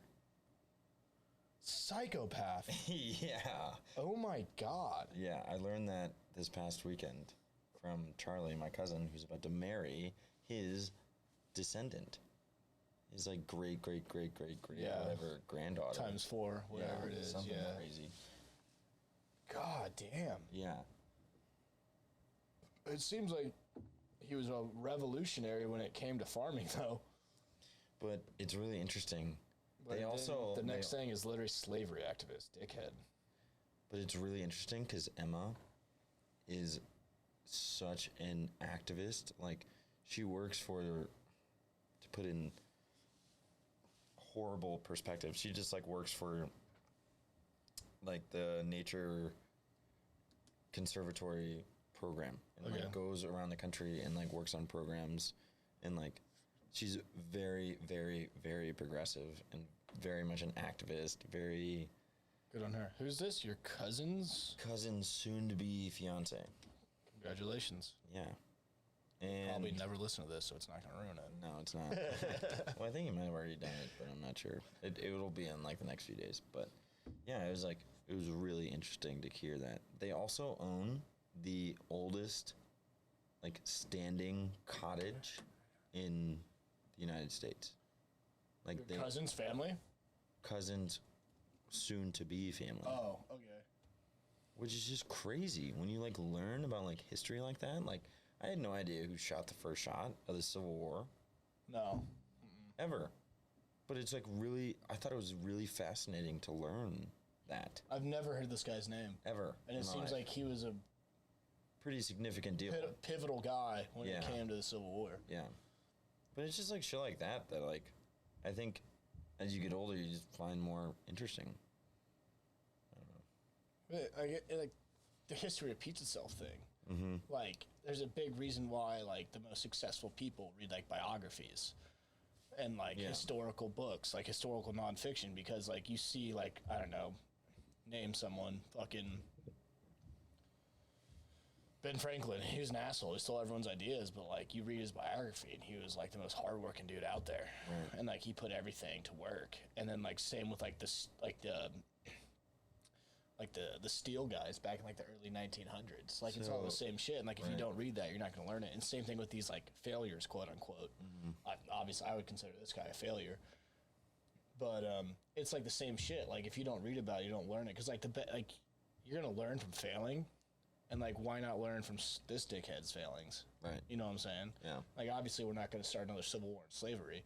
Right. But like hearing about this shit, it's like, okay. We came a long way from that. A long way. So where do you stand on taking down statues?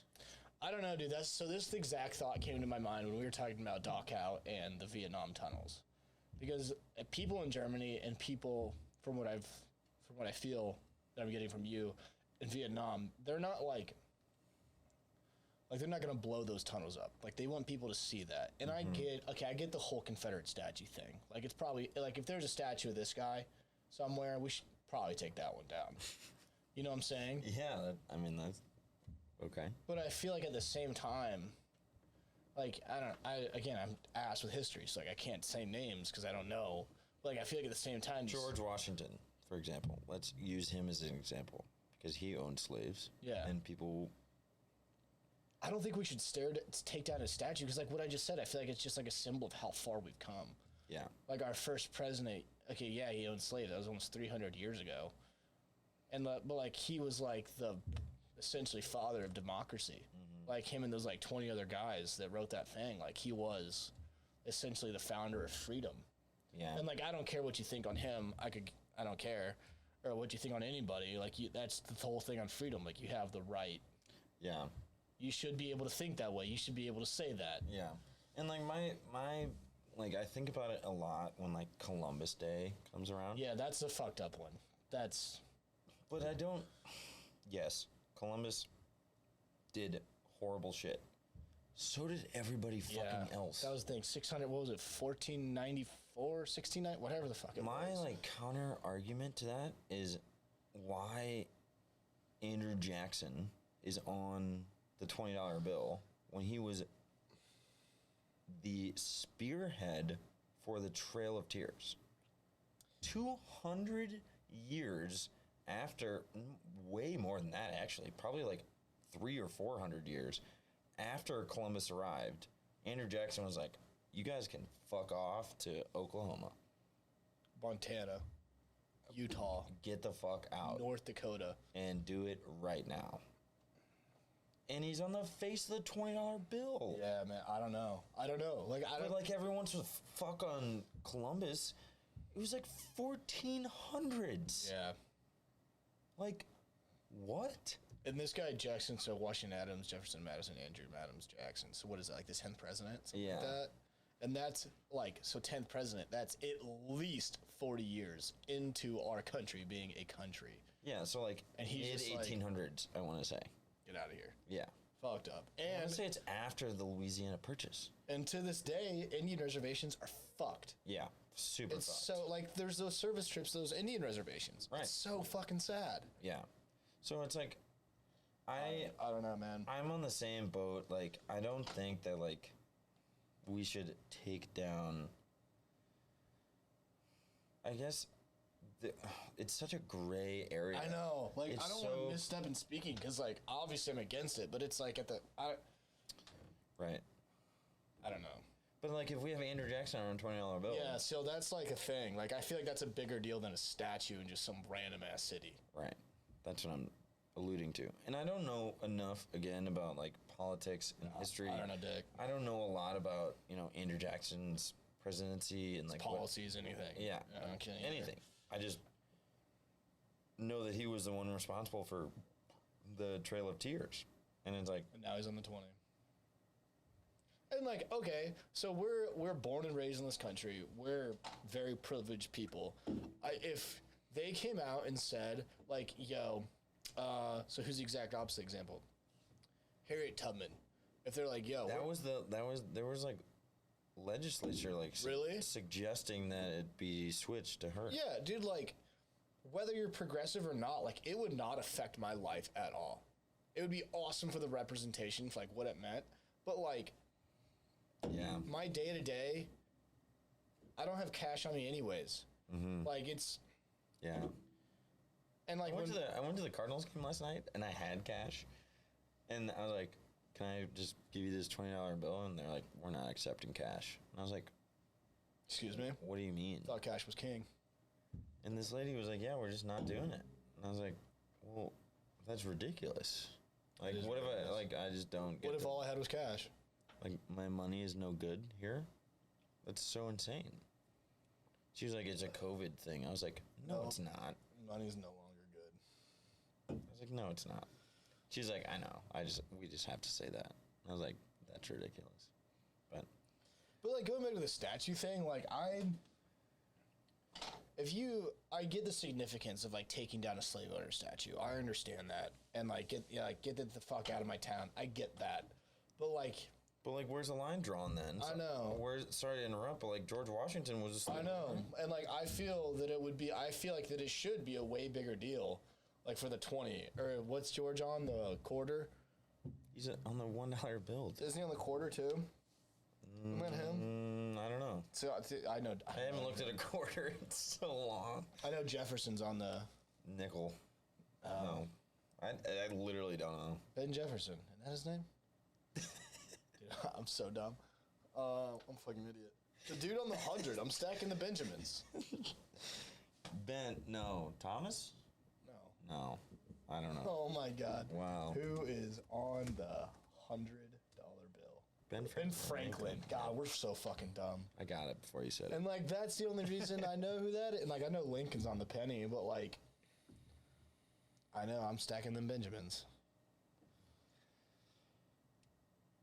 Yeah, it's really, really bizarre. And how fucking comical would it be if our dick cheese of a government was like, yeah, we're going to put Harriet Tubman on the 20. Oh, yeah, next year, your cash is no longer good. Yeah. That would be... We live in South Park. I'm convinced, dude. Like, I'm not convinced that we live in a simulation, but, like, I'm more and more convinced that we're in a stupid fucking simulation. It's interesting that you bring up, like, at the very, very beginning of this, you brought up the farm. Because, like, we would do this for... That's what I'm saying, hours a day. Yeah, I was just like, what do you think on this one? Yeah. And then, I don't know, it's just... And, like, all this war shit, like, have you been seeing this shit on Instagram, Twitter, whatever, about how... I'm not going to get political, but, like, how... Obviously, we pulled out of Afghanistan. And, like, these, like, weapon supply houses that the Taliban is coming on now, we essentially just like the pictures and these videos I've seen, we have just given them thousands of rifles, tanks, Humvees. They got a helicopter of ours. We armed the Afghanistan army with jets. And I don't know if we blew them up or burned them. I don't know. But, like, obviously it's kind of hard to fly a plane, let alone a fighter jet. But, like, they'll figure it out. Now they have that. And, like, I'm seeing all this shit about there how must have been something that was, like, so substantial. Because I am really hard-pressed to believe that there wouldn't have been more of an evacuation of all of that inventory, like some sort of systemized process. But it feels like, and again, my knowledge of this is criminally low. Yeah. So I have like no idea what the fuck I'm talking about. But it feels like there must have been something that like happened that we gotta get out of there. Just like, we gotta get out, and everything is leaving because the like it was immediate. It was like it wasn't even like, yo, here's our 2-month plan. It's like, yo, here's our 18-hour plan or like 18-month plan. Yeah, here's our 24 hours. We're out of here. Yeah, it was just like we're out.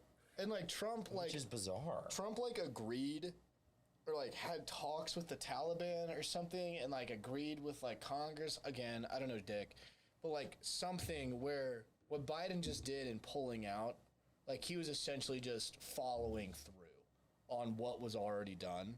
So like I'm not gonna get political, but like what you're saying, and like this whole Afghanistan war, from what I understand, it's just another Vietnam thing where we had no business being there and we essentially did nothing. And like for 20 years, it was just like, yeah, make it 2. You want one? Yeah, please. And like seeing this shit, like I obviously hope for the best. And like I said in a text the other day, like, you know what, maybe the Taliban, maybe they're the one to cure cancer and come up with a solution for world peace and like come up with, you know, renewable energy. Doubtful. Yeah, doubtful, but like, you know, maybe. But again, hoping for the best. You know, I hope this happens. Yeah. And like seeing this shit where like I could find it pretty quickly, but like on Twitter I saw this thing where like imagine a supermarket section of their cheese, like hundreds of bags of cheese. There was a video of someone just panning this like area of like this immediate area of just like as close as you could get them, M4s with scopes with boxes on boxes on boxes of rounds. And I don't know what they're gonna do. Again, I don't know dick about politics. But like it seems, and like apparently we were there, like a big reason was their oil.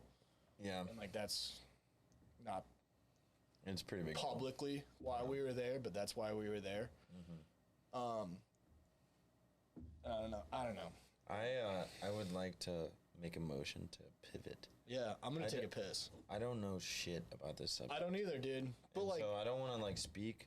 Like even me saying like there must. I have no either, dude. fucking idea, and I don't want to pretend to. You know. I don't know anything. I don't want to speak on something that I am not like ill-informed about, but just like so uninformed. You're just ignorant. Yeah. And I hate that the term ignorance is like uses as the term like.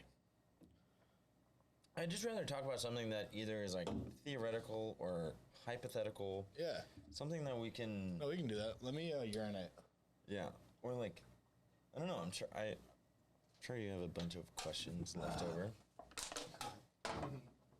All right, break. Go pee too. Busted upstairs. Hour 38. Wow, dude. Really? Yeah, we're cruising, man. That's so sick. Dark outside. Oh my gosh, hi, Britt. Girlfriend. Girlfriend. Oh my gosh. That was funny. What? Girlfriend's peeing. Oh, that's hilarious. Yeah, she's like, I don't have the door open. I was like sliding. I was like trying to run. Oh, that was funny. Oh, good. Ooh. Sneaky boy. What are you gonna do with these TVs? The big one doesn't work. Really? Yeah, do you remember, were you here that time, like the first like 2 days that I lived here, we tried to watch playoff football and that TV went out? Yeah. That's that TV.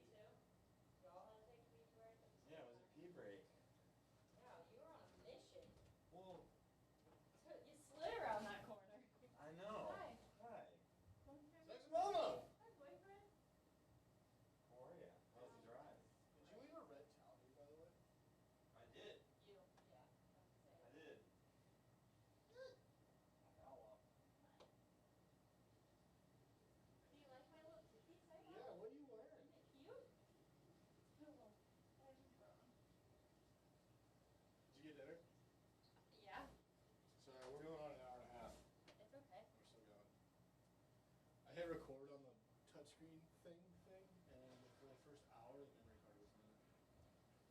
But the camera's been recording audio the whole time. But So we were going for like an hour, and Jack's like, "Oh, it just does. It's just gonna have shitty sound quality for like an hour. whatever." Yeah, I got myself a giant Penn Station sandwich. If you want some, I got a large. Oh, yum. So that you boys can eat some. Yeah. Wow, thank you. I already had dinner, but I appreciate it. What did I have for But lunch? I'm I gonna just go saw watch some. Survivor and eat my sandwich. Okay. I love you. Yeah, let's pivot, man. Yeah, let's pivot to something that we're more knowledgeable. Like fantasy football. Sure. Well, whatever you had drafted up, I'm game for whatever. Well, we kind of hit it all. Like we could elaborate on some stuff. Sure. So we already talked about it. Like what I had specifically written down. Like I tried to come. Like I have this huge list of names, and you know, for the two people that listen to this, including myself, I've got like a huge list of names. I'm gonna like reach out to these people, but like for each person, like I try to come up with like, you know, I don't want to have like a book of notes for each person. Right. Because, you know, just hold a conversation. But if there's like one thing I could do, and like for you, it was finding your way in passion and his hopes of Vietnam and experiencing the world. And we kind of talked about that. Kind of. I mean, we talked about that. Well, I guess we'll find out if we can listen to it or not. Yeah. If not, we'll just run it back. Yeah, dude. But I don't know. So, look, all right. Total fucking pivot. If you want to talk about stuff we're knowledgeable about. Saquon and fantasy football. Okay. So I've got this. We've got our drafts, and it's 8-man, and like whatever. But like what we were talking about last night, I was hammered last night. Yeah, I was really not sober. I had way too much. I might start, if we're gonna go into less serious, I might get into that. I'm in. Right? Yeah, why not? I mean, I'm gonna be really bummed if we lost all that first hour. We didn't, because that's been going, and the memory cards and that records everything that I've done. Before you guys got here last night, I did a test trial. Well, the fantasy football mock drafts that I did the other night when I did like the test trial, Right. I recorded everything on that, and I recorded everything on that. And the difference that I played you. Yeah. And like the hour last night, that was all on that. Yeah. But prior to that, every test run I've done has just been audio from that. And it's fine. You heard the difference. Yeah. It's fine. If that's a B, this is an A+. You know what I'm saying? I don't think that's B. Yeah, it's that much better. Sneaky, you're in dangerous. Yeah, man. Let's get into it. Hey, Dick Cheese, we can't Such a just be dick doing cheese. that. Is this one? Yeah, they're all on. Well, I can turn these other two all the way down, but they're just all on. Saquon, right, so it's 12-man, and you're in 12-man. Yeah. And we went over this. So mine's 12-man. Draft order is totally random. The draft order is set at the same time that your keeper must be set.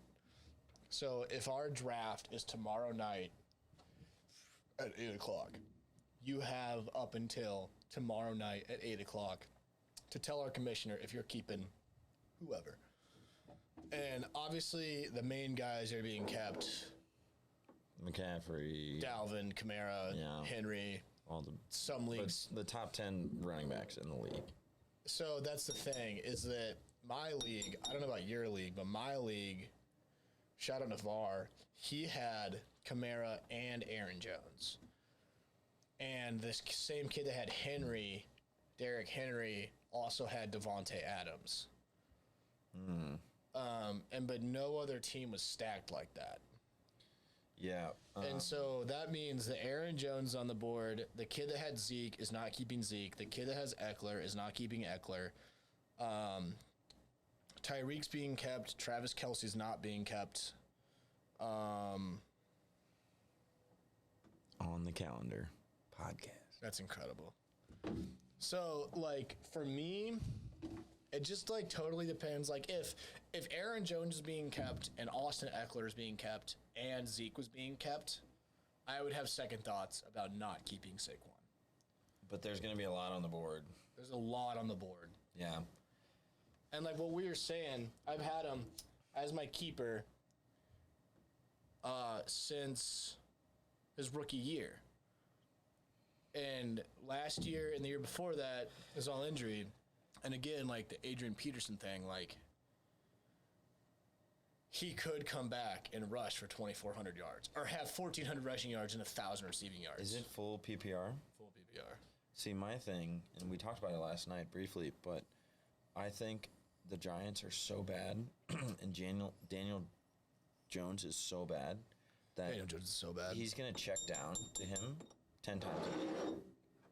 I think so too. I think Saquon will have anywhere from 5 to 12 receptions every game. Whether or not he rushes for 46 yards or not, he's going to at least find the end zone. He's their best player, and it's not even close. He's top 5 in the league. Right. And he's bouncing back from 2 season-long injuries. One of them was like an ankle sprain. One of them. Last year he tore his ACL. Yeah. That was like week 2 or week 3 or whatever. Dude, I think it's like he needs to prove it to himself. I agree, dude. That he needs to, like... And he's a dog. He's a fucking dog. He's level-headed. He's not no bitch. And, dude, have you seen that fucking picture of him, like, hitting the ladder? His quad's the size of a goddamn truck. Dude, his quads are quite literally, like, the size of my chest. Like, they're huge. Yeah, he's... But, so, all right. So, on the same note, I have nothing against drafting Odell. In a run-heavy offense, a receiver that is not, I'm not saying he's not as good, but has not had the seasons that he's had since his first, 2 or 3 seasons, and he's coming off a torn ACL, I have no problem drafting Odell. Yeah, I don't know. I don't know about that. I don't know if I'd go as far to, compare Odell with... No, I'm not, but it's a big-time player coming off of really serious injury. Yeah, but the Browns have so many more weapons than the Giants do. The Giants will be throwing way more.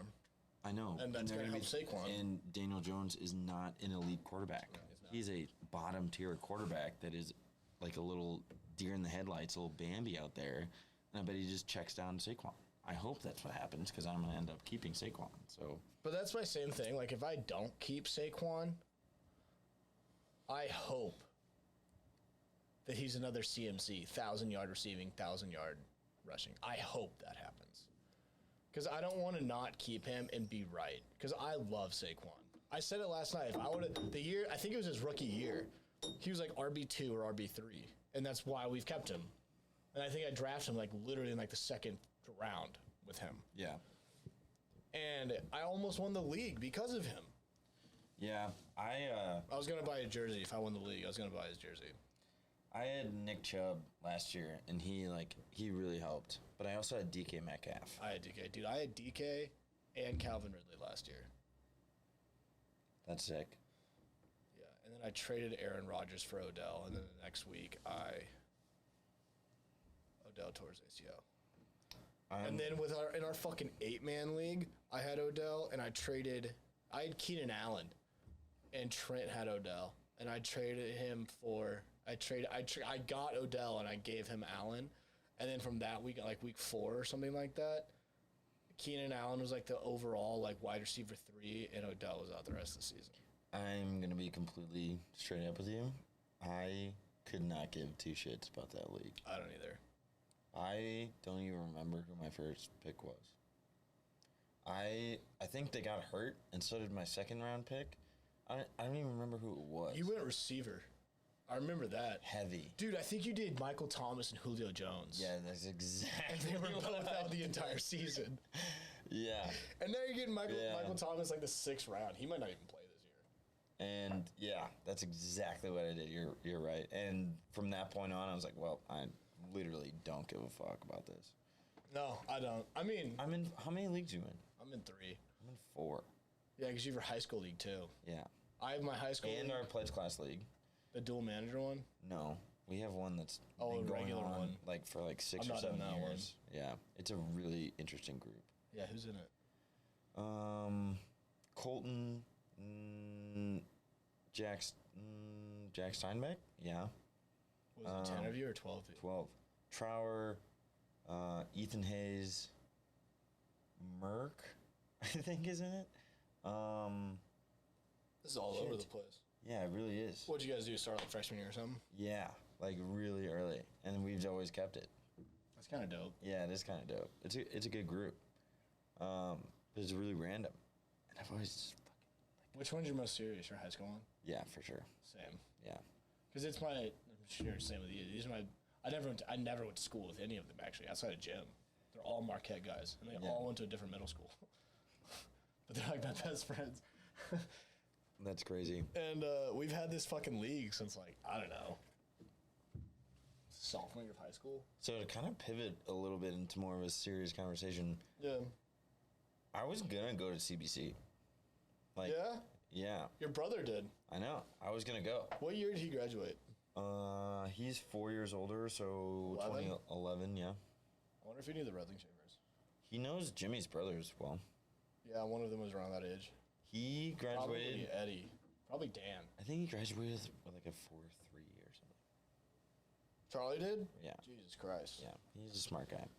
But where I was going with that was I did so poorly my 8th grade year, like back end, like last few months of the year. Like academically and just like fucking around. Yeah, at MQP. And my dad was like, yeah, I'm not going to pay for you to go to CBC. And I was like, what? With you doing this shit. Yeah. I was like, I mean, I was in 8th grade, a little hothead. Yeah. I was like, fuck you, Dad. Like, I'm going to CBC. And he's like, no, you're not. And I was like, all right, I'm going to Kirkwood. Really? Yeah. And that's why you went to Kirkwood? Yeah. That's wild. Yeah, for real. And I didn't talk to my dad for like a long time. Actually. Really? Yeah, we had a pretty long hiatus of not speaking. Sorry to hear that. I mean, it was totally irrational. On your end. On my end, yeah. But again, 14-year-old hothead. I know so many of those kids. Yeah, exactly. And like you're just not thinking clearly, and having parents that are divorced, you're just like, oh, I'm just gonna go live with mom. I have another place to go. Bye, Dad. Yeah. See you later. But then, yeah. I feel like Where I was going with this is way less, more heartwarming. I really appreciated going to Kirkwood because we had a class of like 450. That's massive. Kirkwood's It a was fat school. huge. And like so many different personalities, so many different. I was gonna like, say so much more diverse in CBC. so much diversity. CBC. Like girls, mentally disabled, black, white, Hispanic, Levels of income. levels of income, Everything. bust in from the city, Yeah. grew up in, a block away in a $750,000 Yeah. house. Like, it was really, and I think that, like, was one of the best, like, pivoting moments in my life. Because, like, those two dudes that were sitting here last night, like, I met when I was 14. I was like, hey. I'm new here. I'm Dave. What's yeah, up? I'm Dave. Hey guys. What's Yeah. up? Well, That's cool though. Yeah, That's it was- awesome to hear that you actually appreciate that. You've looked back on that and you appreciate that. yeah. And, like, I think it is what kind of led me more into, like, the service area. Because I had such a better appreciation of, like, people. It was really cool.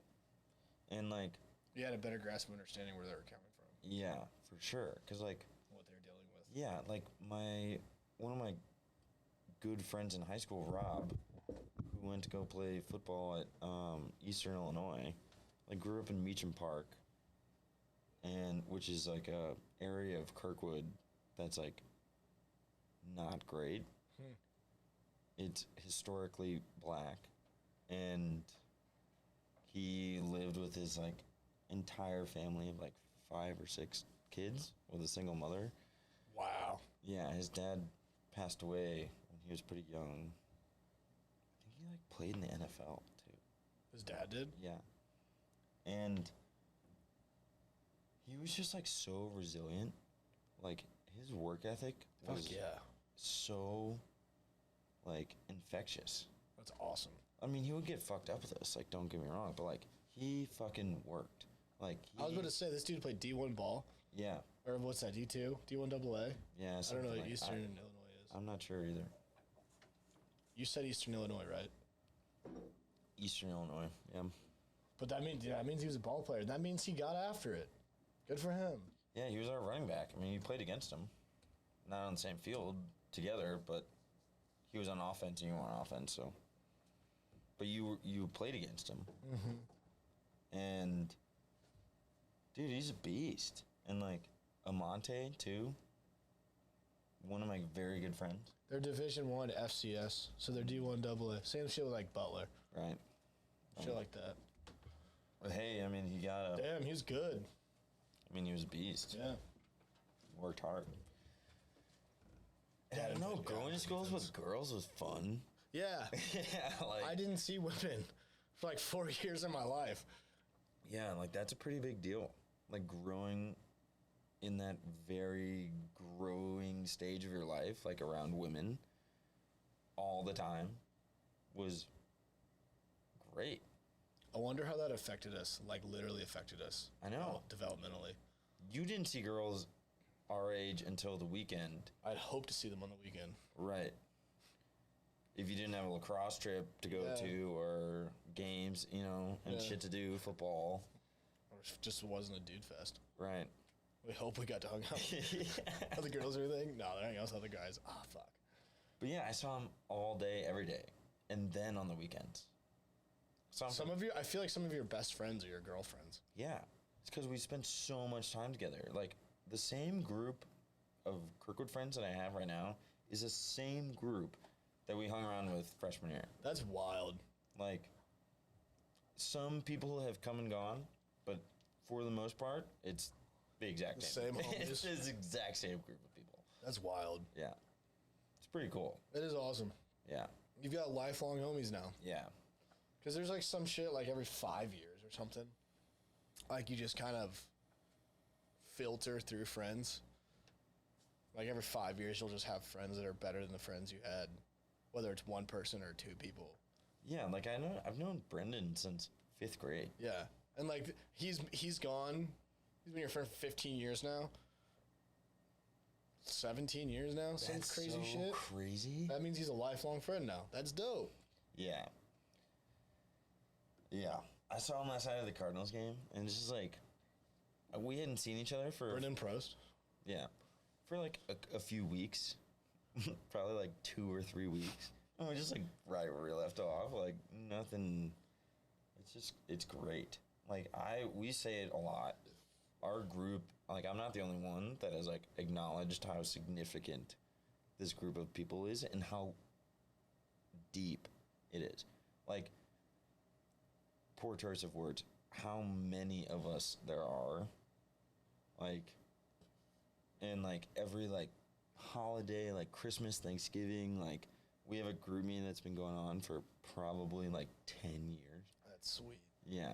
And it's, like, everyone is very appreciative of how unique our group of guys is. It's pretty cool. I definitely don't take it for granted. Good. My dad told Good. me something, I think I shared it with you. The best way to judge someone is the character of their friends. You did say that. I thought that was really good. Yeah. It's valid. It's really valid. Because if I look at you and you have shithead friends, it's like, well, okay, he's Probably a shithead. probably a shithead. Yeah, like, or if you don't have that many, what does that say? You know? Like, that's a pretty big thing. That means you're not. If you don't get along with people. I saw something on Reddit the other day, and it was like literally along the same lines. It was like, if you have a tendency of like never getting along with people, you're probably the problem. And I was like, damn. Yeah. I mean, you cannot expect. There's some along those lines. Yeah. Sorry. That everybody else is the problem and it's not you. What's that shit called? Like, main character syndrome or some shit like that? Where they're like, I don't want to say narcissist, but I mean, it is 100% narcissism. but it's like what they're doing then and there is the immediate situation of everyone within 50 feet. Yeah.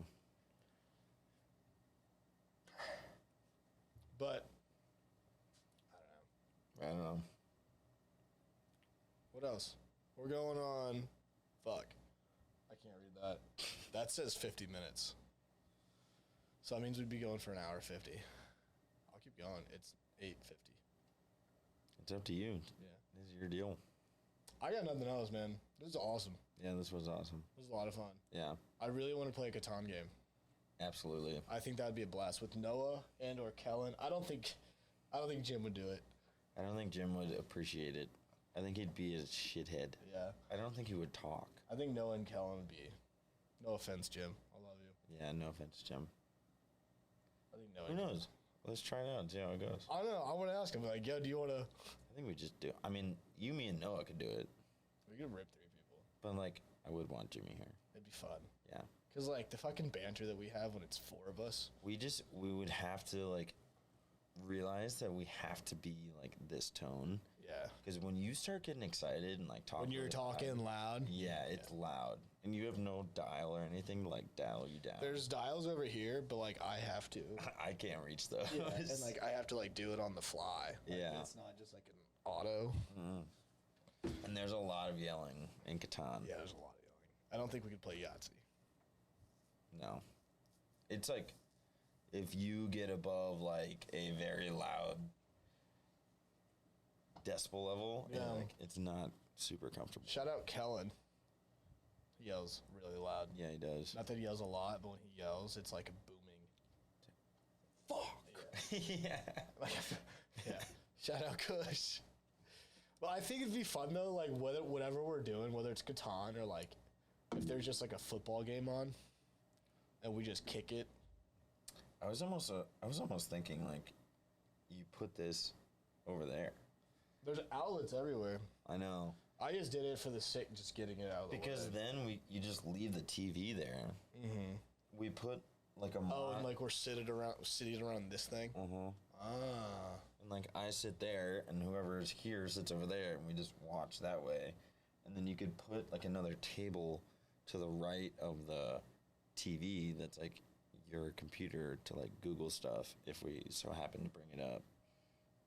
Like what you've been doing. I bet I could You see what I'm saying? yeah, I don't know what kind of TV that is. I bet I could just like what's that called? Just Mirror- screen. mirror it. No. But like we put like I'm talking about Yeah.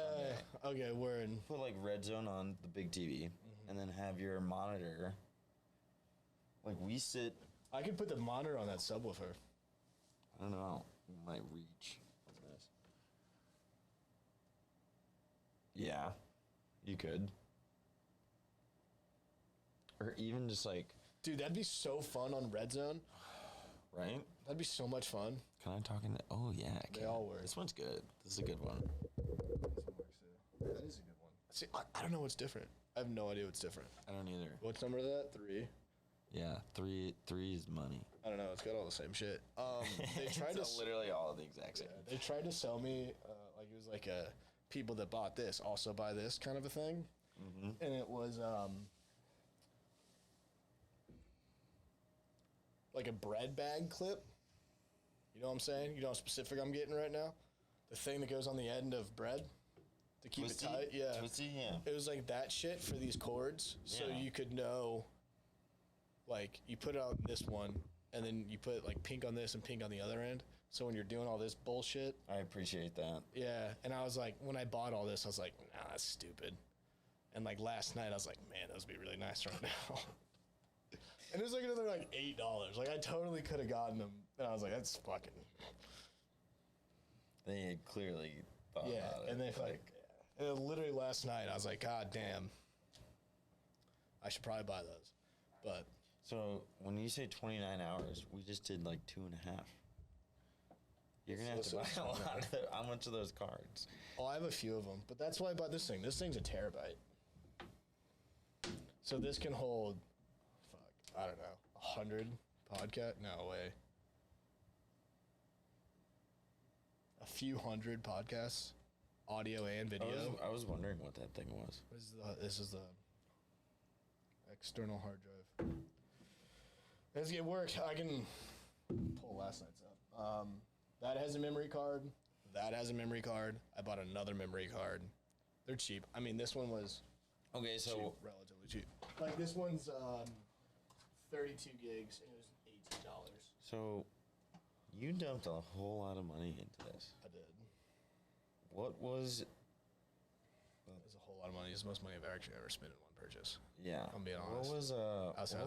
What was your line of thinking? Like, walk me through like the initial thought, because I know we had conversations like a long time ago About bullshit about doing a podcast. Mm-hmm.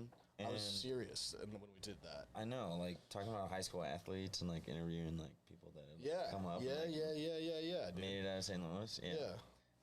Because I wanted to be in person. Like That was almost probably like a year ago now. It was definitely during football season, and it was upstairs on your couch. And so, maybe walk me through. Dude, Just walk me through, like, the initial like seed that was planted, and then like the duration of time, and like just give me like a chronological. So I didn't start listening to podcasts probably until the summer after I graduated college. Like I would listen to like all throughout college, I almost exclusively listened to music to and from Columbia, from St. Louis. Like I Same. didn't listen to podcasts. Same boat. And I don't even remember, dude, but I think that I found Rogan on like YouTube. And I actually never listened to PMT before I started listening to it with you. I might have listened to like clips here and there. Yeah, But I listened when I first found Rogan. I was like, man, this dude's like just talking to people all day. That's sick. And like I always thought about it. And like I've always like looked at shit like, what can I start? What kind of business can I start? And like everything I always read, it was like start a podcast. And I was like, I'm not ever gonna do that. And then I like really looked into it when we started working at the farm.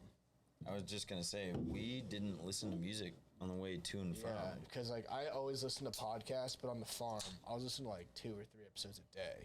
Yeah. And like they just like I think you're the same way. I listen to podcasts way more than I listen to music. I rarely listen to music. I'll listen to a Pardon My Take in one day. Like Yeah, that's like what, 2 hours, 2.5 hours. yeah, hour and a half to 2 hours usually. And like I just thought like because I thought about starting a YouTube channel for cooking, and I recorded a video. Britt helped me record a video, and I hated it.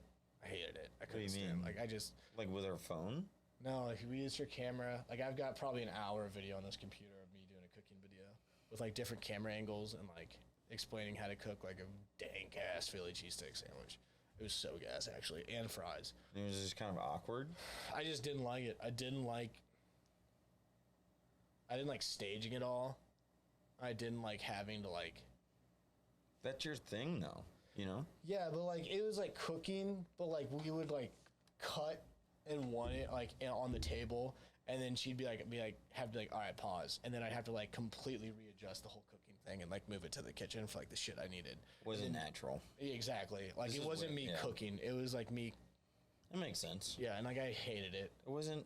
You weren't doing the thing that you love to do in Yeah. the way that you love to do it. Yeah, I couldn't stand it. But I was at the same time, I was like, it'd still be dope to do something.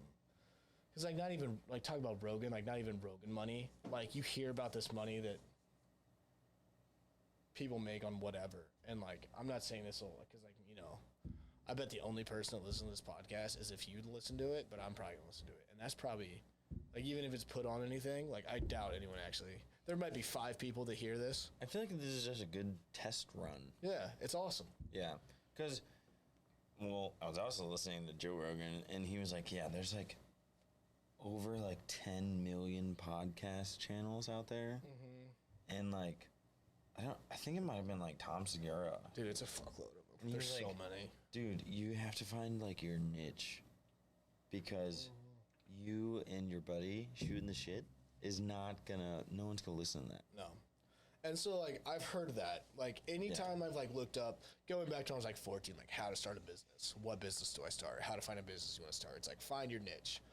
And, like, that's why the name of this is JOAT, Joe, the Jode Show, Jack of all trades. Because I have so many fucking interests. And, like, you'll probably be, if there's 500 episodes, you'll probably be on it 100 times. Like, but it's not like... I was actually gonna propose, sorry for interrupting, that we do this, like, every week. I'm so game. I'm so fucking game.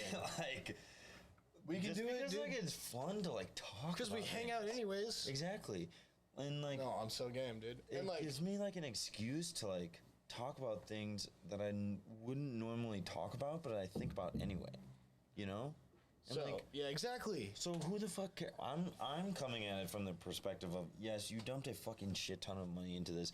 Yes, the idea of blowing up is, I think, It's minuscule. minute. But from a personal perspective of, like, it's great for me, it's like talking to, like, a therapist almost. Dude, it's awesome. But not really. It's just like, oh, I've kind of had that thought, like, a while But you ago. never go into it. Right, I never explore it. I'm like, Yeah. oh, I wonder what. You know. How did you go to Vietnam? Yeah, how was it? Good. Nice. Yeah, it was a really awesome experience. That's really awesome to hear. Next. Done. Yeah. Like, But like, so this is episode 1. But like, before I put this this is out, episode 1. this is episode 1. Cheers. Yeah, that was my whole plan. That's a big deal. So before this is all put out on like everything, like I'm really like fucking outing myself. Like I'm really putting myself out there on this one. But like, so I'm doing like a like hello kind of an episode as episode 1, and it's just me like explaining what this is, why I'm doing it, who's going to be on here, why you're on here. Have you done it yet? I was gonna do it last night, and I was testing everything, and then you said you're coming over, and I was like, fuck, I don't have time. But like, this is like what I'm going to. And like, when you asked me why you're doing this, the chronological order, like we talked about it at the farm, and just like at the farm, I had a lot of time to think.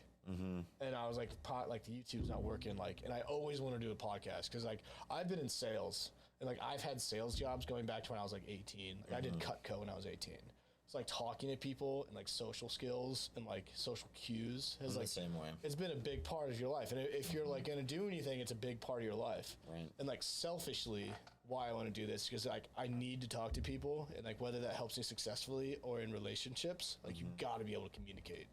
And what better way to communicate is to have long form, understanding conversations. Yeah. And like the 100%. more I listen to like Rogan's like an easy example, but like it's for real. Like I would never know half the people that I have respect for now, and like go out of my like other people's podcasts I go out and listen to Yeah. because they were on him, and it's because you get those long thought out answers. Right. I totally agree. And it's also like some of the people in my life, like that are really good at like conversations. Yeah. Are like my dad is really, really good at like listening. Mm-hmm. I've and like noticed that. having like deep. He has questions. insightful questions. Like the Yeah. 4 times that I've been with him. Yeah. He's like gone out of Because his you've way. been with him in a duck blind. Yeah. There's nothing more like insanely like. Well, it's like, all right, tell me about yourself. We're gonna be here for a Yeah. long time, sitting in the fucking cold. And like my cousin Charlie that I was talking about, he is unbelievably insightful. He's a good listener. He's a good storyteller. And it's like you want to be around those kind of people. Exactly. I love to hear that kind of shit. Yeah. Like, where else am I going to hear these fucking Vietnam stories? Right.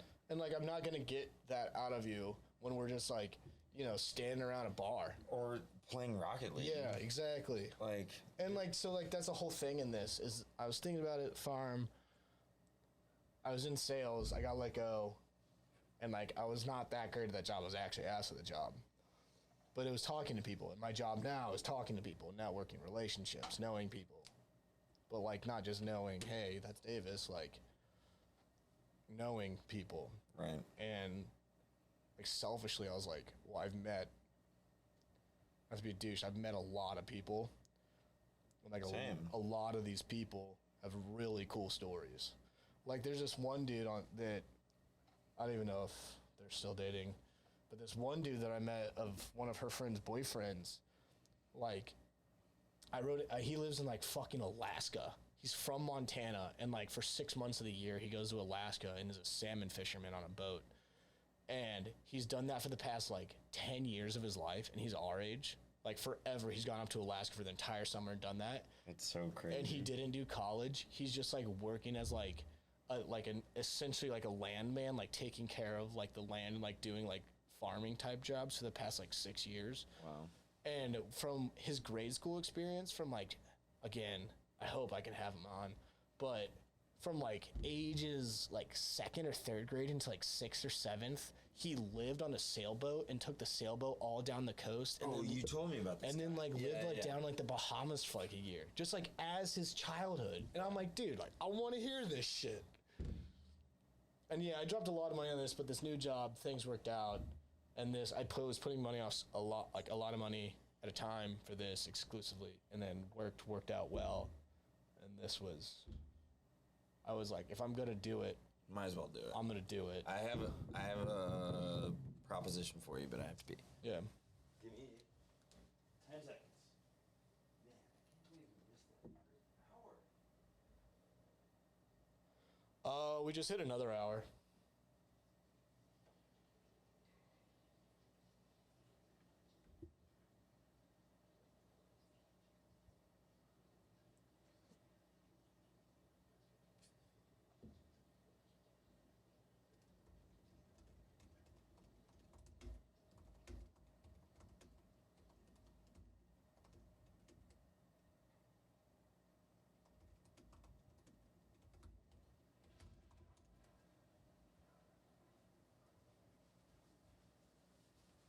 What's your proposition?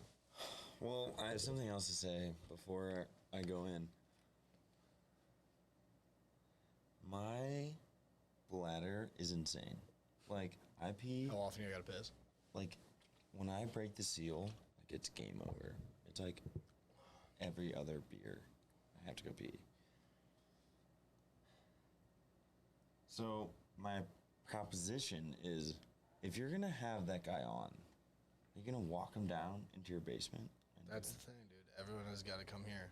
Like it's a But- commitment.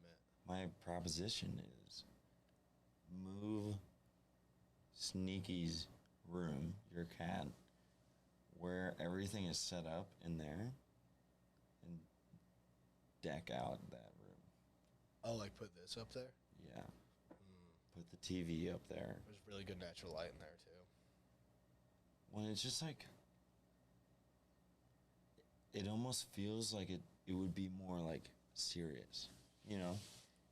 It would seem more like if you really are gonna do this, and you really want to have like more people come and do this with you, Be like for real, yeah, walking them into your basement. 80s pad basement, Yeah, dude. It's fucking man cave. It's Yeah. fucking right? annex ass looking Right. room. Right? No, Britt actually suggested the same thing. And like move all of Tito's stuff down here. Probably bring that TV up or leave it down here and just like get a monitor and another monitor maybe to like watch stuff on. Like if we were gonna go and do it up there, like how we were talking about watching football on Sundays, like make it a room that like it's okay, this is what we're doing in this room. You know? This is the podcast room. Right. Because you could set that camera up a lot better. Facts. You could set up that room like really dope. You could put like the wall that the door's on, like put a TV like there, and then have like a table just like directly in the middle. Get like a mini fridge or just your Yeti. The bathroom's right there. Bathroom's right there. And I actually, It's just an idea. I mean, it's your. I actually had that thought because like if these are like people that I'm meeting for like the first time, You're gonna take them down here. yeah, like come to my apartment. Oh yeah, we're actually going to my basement too. It's kind of weird. Don't mind all the football helmets. Yeah, sorry for the enormous. Because like I spent hours in this basement. I know this basement very well. Like I have no qualms with the basement. I No, fucking I'm love with you this though, place. dude. I mean, I kind of feel you though. And like upstairs is a much more legitimate Yeah. place. I feel like that's fair to say. No, that's fair. I don't know if I'd move the TV up. I could buy another TV. TVs are cheap. I don't know if I'd buy another TV. Well, I have that other TV That one? That's what I'm saying. That's smaller enough. one? That works. There's just no stand. Mount dad- that shit. I probably could. I guess there's studs in that wall. I don't know if I. Because my perception is like you put not this table, but like a similar kind of table to like your dining room, just lower. In the middle. I wish this was like 4 inches wider. Yeah. I mean, it's definitely a great table for what it's worth. Yeah, for what the purpose it's serving. Right. I agree. Though, like And you just like put it in the middle of the table. It doesn't matter how big that TV is. We're gonna be in the middle of the room. Yeah. Right? And then we'll have your monitor or something, like looking up shit, talking about stuff, which is also equally as big, relatively close. It'll probably be as far away as the camera is now. Yeah, it probably would be. Brit brought that up, and she like made like almost the exact same points. And I thought about it. And the only reason I didn't do it was because it was his room. I never thought about taking him out of his room. But also now, I don't lock him in there anymore. I give him the whole house. Right. Almost Dude, he ventures. all the time, and he sleeps down here 90% of the time. And you know what? If you move all of his shit down here, guess what? Now he's down here. She's been saying for a while that I gotta get a litter boxer down here, which I Yeah. probably should. I'm actually super impressed he isn't shit anywhere. But he knocks shit off all the time. I'll always come down here and all Like, this let stuff's him knocked do that out. down here. Let this be fucking his zone. He loves it down here. Yeah, exactly. Like, let him just fucking do whatever. I'll try it. I mean, for the time, if I do it, for the time being, this table would have to go up there. Oh yeah, for sure. There's nothing wrong with that. No, I'm not. There's no qualms with the table. I'm just saying, like, I think it would be sick I agree.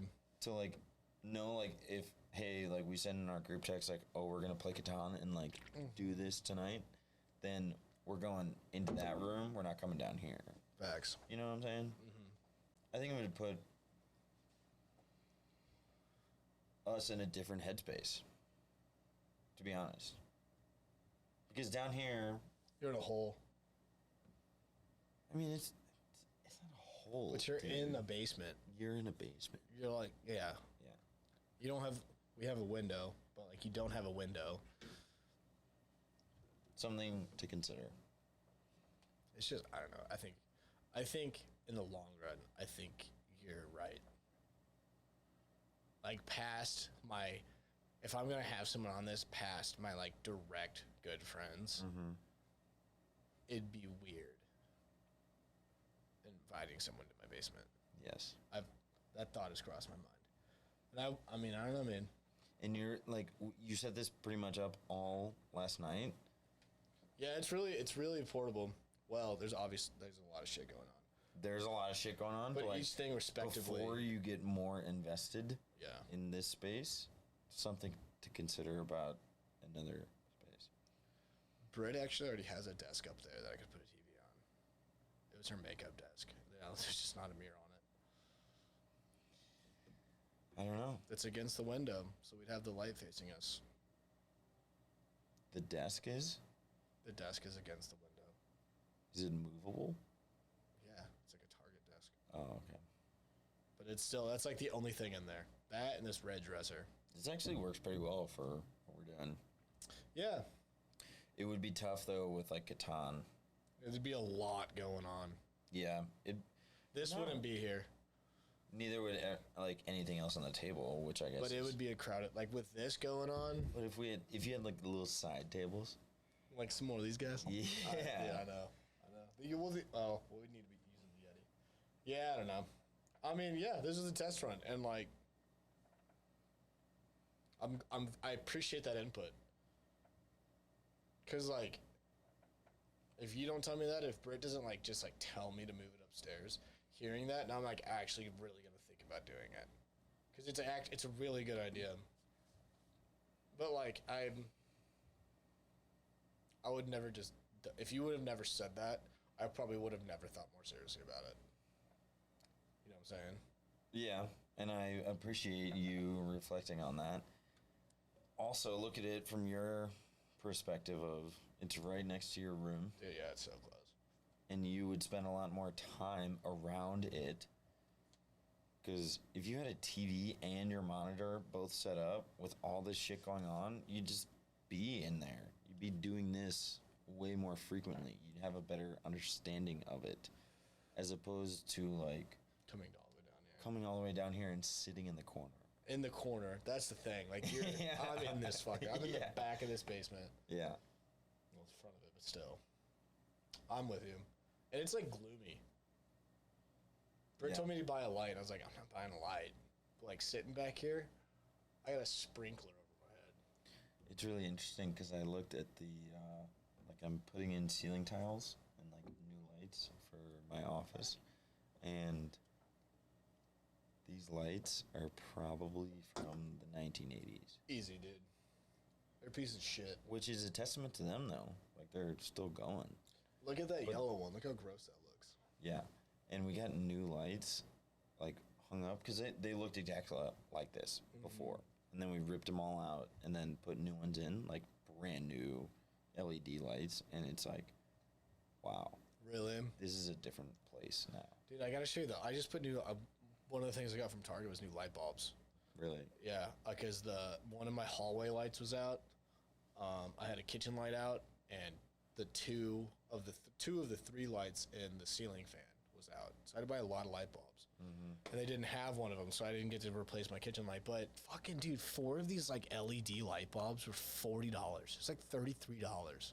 I thought I was gonna spend like with the tequila. Okay, not including the tequila. I thought I was gonna spend like $15 at Target, and then including the tequila, I spent like $75. These goddamn light bulbs. But I want to show you because I put 2 new ones in the hallway, and you could sunbathe in that thing. Yeah. It's bright as shit. They're bright.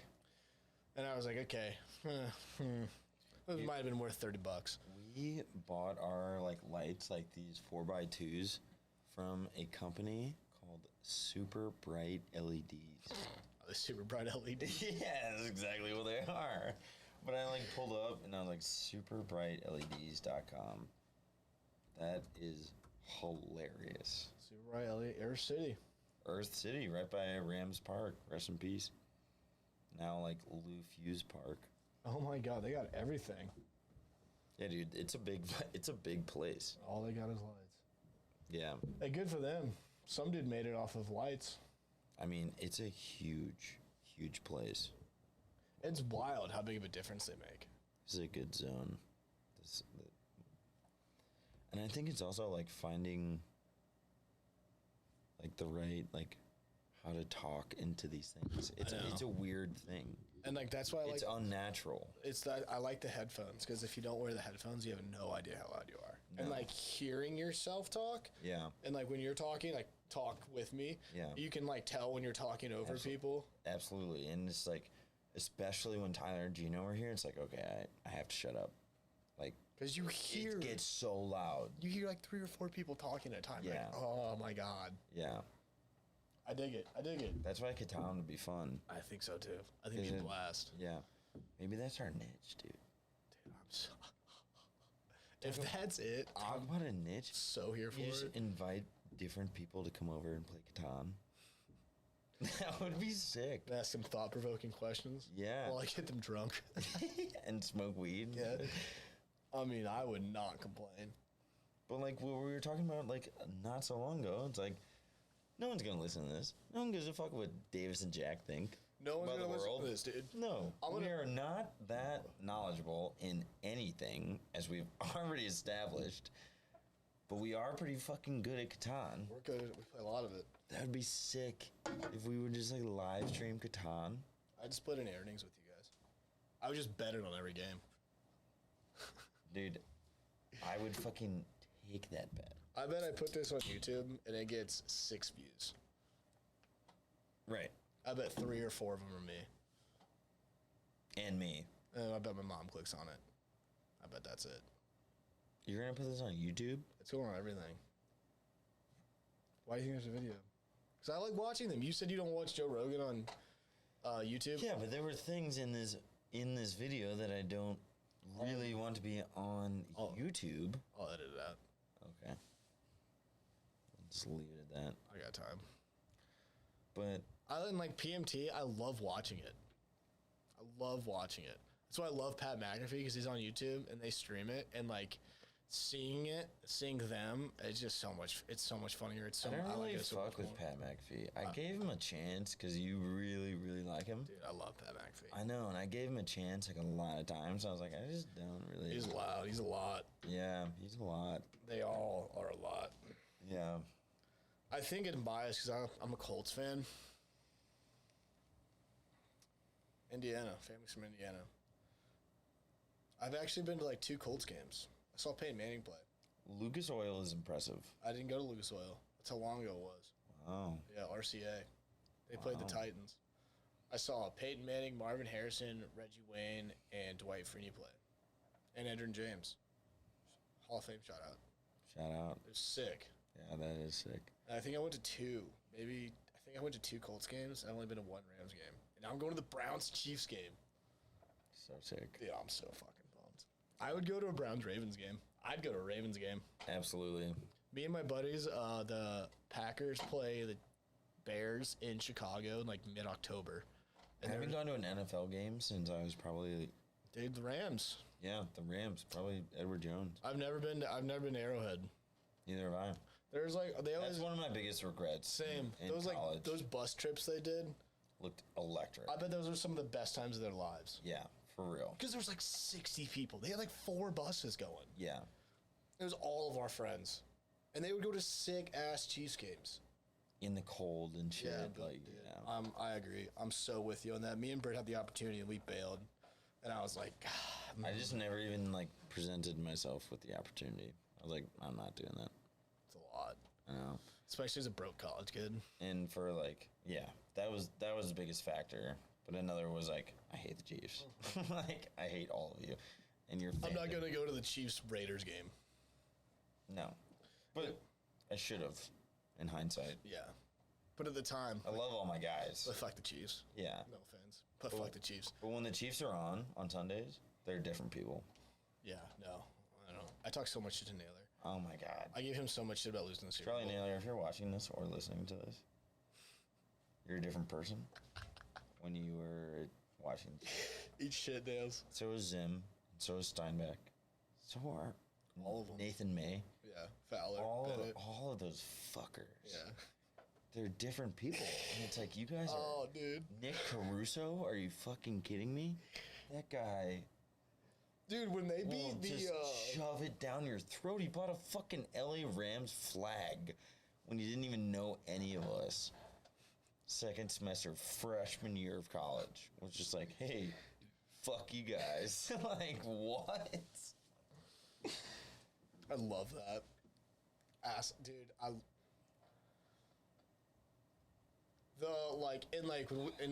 into soccer, like how we'll literally kiss each other's butt cheeks, but when it comes to like your guys' like soccer rivalries, I swear to God, I gotta like take the knives out of the room. Dude, I'll never forget. We were in your apartment, you, Charlie, Noah, and Bennett, for that Champions League semifinal game against Tottenham. Oh yeah, And there was probably like 20 of us in there. there's a lot. And Man City lost in a pretty heartbreaking fashion. They got robbed easily of 1 goal. But they let in 4. Whatever, that's beside the point. I was in the kitchen because I get so anxious during those games. Like, that's like one of the biggest games of the year. Yeah, it's a Super Bowl. And essentially, it's like the AFC playoffs, Yeah. like championship game. And I'm standing in the kitchen because there's quite literally 20 dudes who don't give a fuck as much as I give a fuck. Because none of our buddies are Tottenham fans. No. Like, no one had any vested interest that way. It was just You're the only me. City fan. Just me. And I'm standing in the kitchen next to fucking Jimmy. He's like, man, I really hope Spurs win. Like, man, I love Spurs. Like, Spurs are my favorite. And I'm like, I'm gonna fucking kill you. Shut the fuck up, Jimmy. Like, oh my God. I remember you slamming our door. Yeah, because it was like they scored in like the 90th Yeah, minute. 93rd or some shit like that. Yeah, and it was like, well, no, because Man City scored to like tie it. And they scored like a minute later. No, and then it got overruled by like the VAR, and I was like, "Fuck that!" And I was like, "It's done. It's over. I don't want to watch the end." And I slammed the door. I walked home to 606. And was like, Fuck this shit. Fuck this shit. Fuck this shit. But yeah, it's like deep. There's a deep, deep love. I love that, dude. It makes sports so much more fun. I can't watch basketball. I can't watch baseball. I can't either. So back, like another story. We were up in Oregon for the Champions League final this summer. Man City was playing Chelsea. I was at the lake for that game. I watched on my phone. And Charlie Hurth is my older brother, is a newly appointed Chelsea fan. Like, from the beginning of, like, a year ago this time. Of course he is. Let's say. I know. And so, we made a bet that whoever lost had to buy the other person a jersey of their choosing for the next upcoming season, which runs you like $120. Yeah, not cheap. A bottle of champagne, and any amount of drinks they wanted at the bar that we watched it in Eugene, Oregon. And he lost. I was with all my cousins, and like Brandon Greenheck showed up at halftime with his little brother Riley and Emily, and it was all of these people that I love and I truly deeply care about. Like 3 of my cousins, Charlie, Brendan, Riley, Emily, like could not have set the scene any better. And Man City played so poorly. We were in a completely empty bar in Eugene, Oregon. Like, we were the only people there, and it was awesome because the bartender was a huge soccer fan. Oh, no way. He was all about it. Like, I gave my cousin like a Man City jersey, Charlie Kuhn, and he was wearing my Man City Kevin De Bruyne jersey. Like, I was wearing some Man City gear, and so like we were together, and then Charlie Hurth and like another one of my cousins like went in on the same bet, and so like there was a lot of vested interest. There was such good vibes, and then it was like Kevin De Bruyne gets hurt in like the first 25 minutes of the game, and it's like, oh man, we're in trouble. And what was the final? 2-1. 1-0. And so this bar was like really, really huge. And like we're sitting in like the bar area. And then there's like a dining room area with TVs, and the game was on. From like 60th, 65th minute on, I went in the other room, and the TV was, I don't know, 15 inches, like in the corner. And I was just standing there like because I knew that, like, if I was sitting around them, I'd be, like, super, super toxic and, like, angry. Shut up.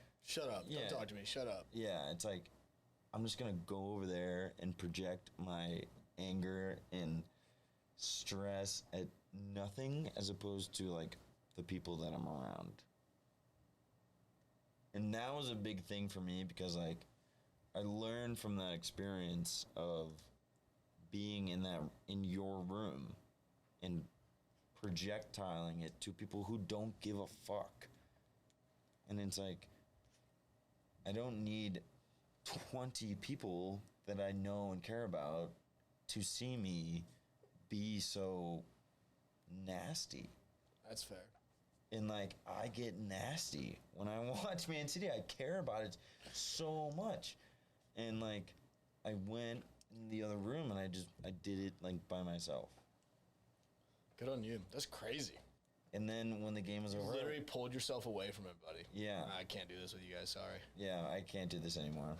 Well, and they were like having side conversations, and like I couldn't like hear it that well, and I was like, I was at my boiling point, and I was about to boil over, and I was like, I just need to remove myself. And then when the game was over, I went in the bathroom for like 10 minutes and just like decompressed. Because I could hear Charlie and like him like screaming and like them getting all jazzed up. And I was like, I can't deal with that. this sucks.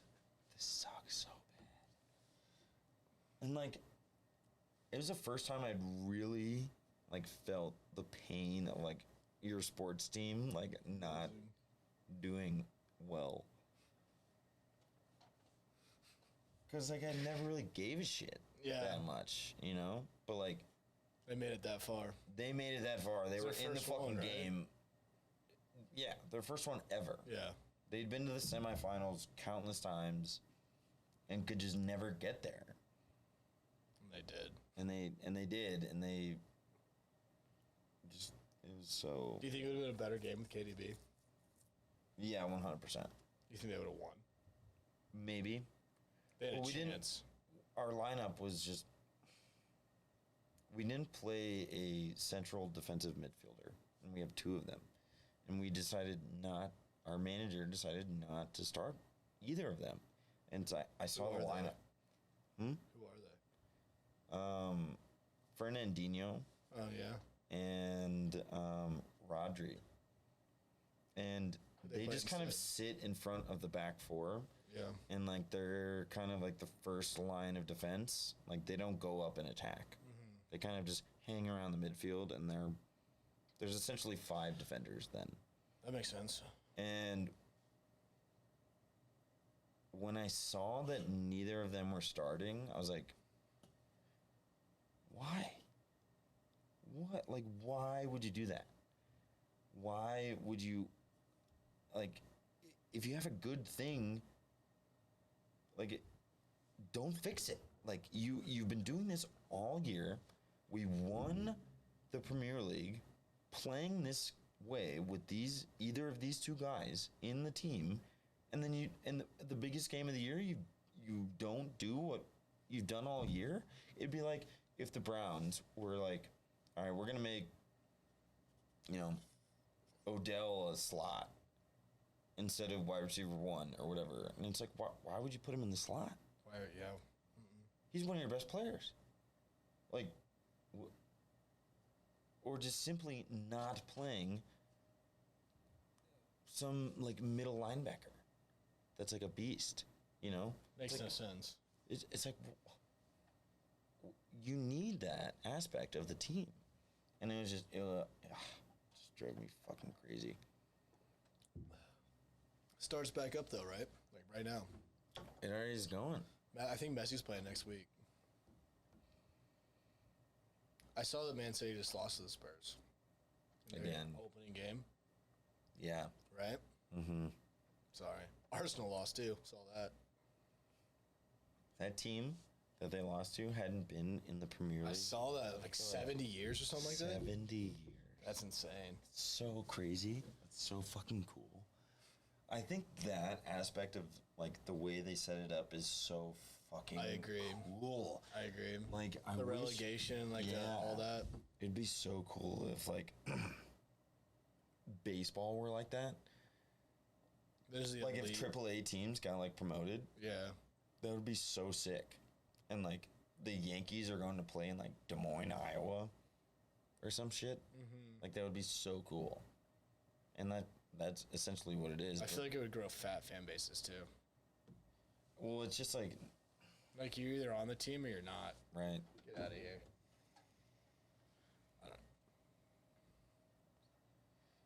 Messi to PSG though is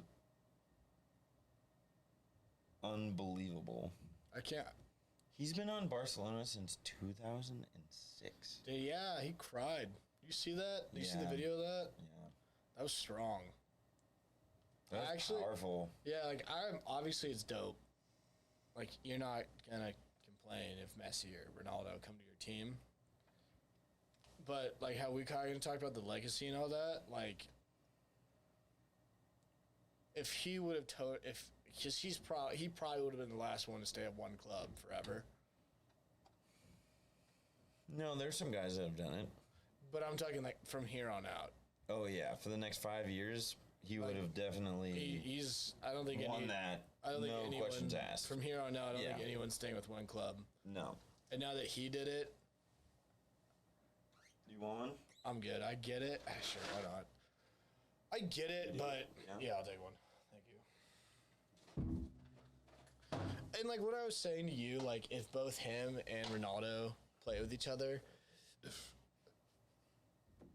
I feel like it would have. I would hate that shit. I feel like it would have tarnished their legacy if they both would have left their teams at the same time to play together on a team like PSG. But I see where you're coming from. Disagree. But now that, like, because that's going to be Ronaldo's, like, what, fifth team? Mm-hmm.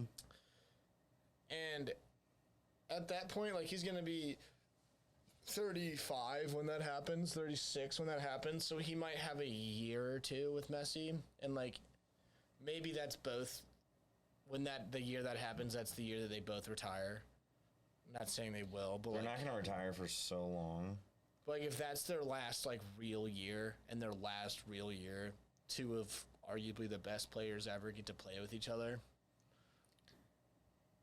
I feel like that's... I don't know. That'd be like MJ going to, or like Kobe going to the Bulls. I know, but, like, at the same time, but if you got to see that for a year, to see... Or if, like, LeBron and Kobe played just for, like, a year together. Yeah. Just to see what it could have been. I mean, we saw it with Shaq and Kobe. Shaq's considered one of the greatest ever. And, like, even if you just get to see it for a year, whatever crazy shit they're going to do in their respective sport. Like Tom Brady and Randy Moss. Yeah. Fuck the Patriots, but, like, that duo is almost untouchable. And they were only together for, like, what, 2 years? I'm sorry, I want to look up something for you to watch to give you a perspective of... Okay, so look up, or maybe I'll just copy and send it to you. Can you airdrop it to me? I think this thing has airdrop. I should have no idea if it has airdrop. I don't know how to check. Share. Text it to you. SMS.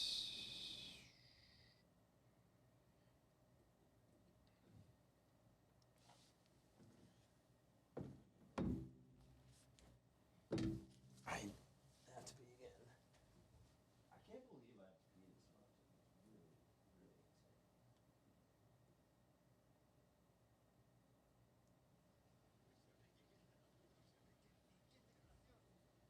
De Leo Messi esta.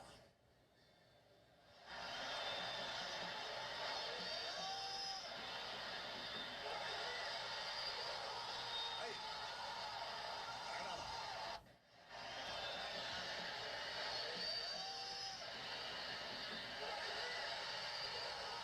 Ahí. La grada. El gol de Sergio Roberto. Y Messi. Dude, so crazy. So crazy. That game, What is this? PSG versus Barcelona. Qué locura, no ha sido su mejor partido, pero ha levantado. But was it of any significance? Yeah, it was in the Champions League. It was like the quarterfinal or semifinal. No way. PSG won the first leg 4-0. Los vigilantes trabajando. Okay, so sixth goal. I was like, 6-1. and that was to win It was the like- aggregate yeah. because of the away goals. Or Well, no, it Yeah. would have been. It was 5-5. And yeah, because they won 6-1. yeah, De Leo Messi. Ahí dice, ha marcado. Gol. it was. Wow. Yeah, Salto que se pega. it was sophomore year, whatever year that was, 2017. Yeah. Should watch the highlights of that. It's insane. Barcelona versus PSG 6-5 video goals. Wow, that's crazy. 2017. How old were we? I don't know. We've been going for almost 3 hours. You want to call it? Sure. I have to piss too, so we might as well call it. Yeah, that's fine. Cheers, brother. Cheers. Thanks for doing this. Yeah, of It was course. a hell of a time. Yeah, I'm down to do it regularly. I am too for sure. 3, 2, 1. Kaput. Yeah, whether it's weekly or Bi-weekly? Twice a week? I don't fucking care. I kind of want to hear the first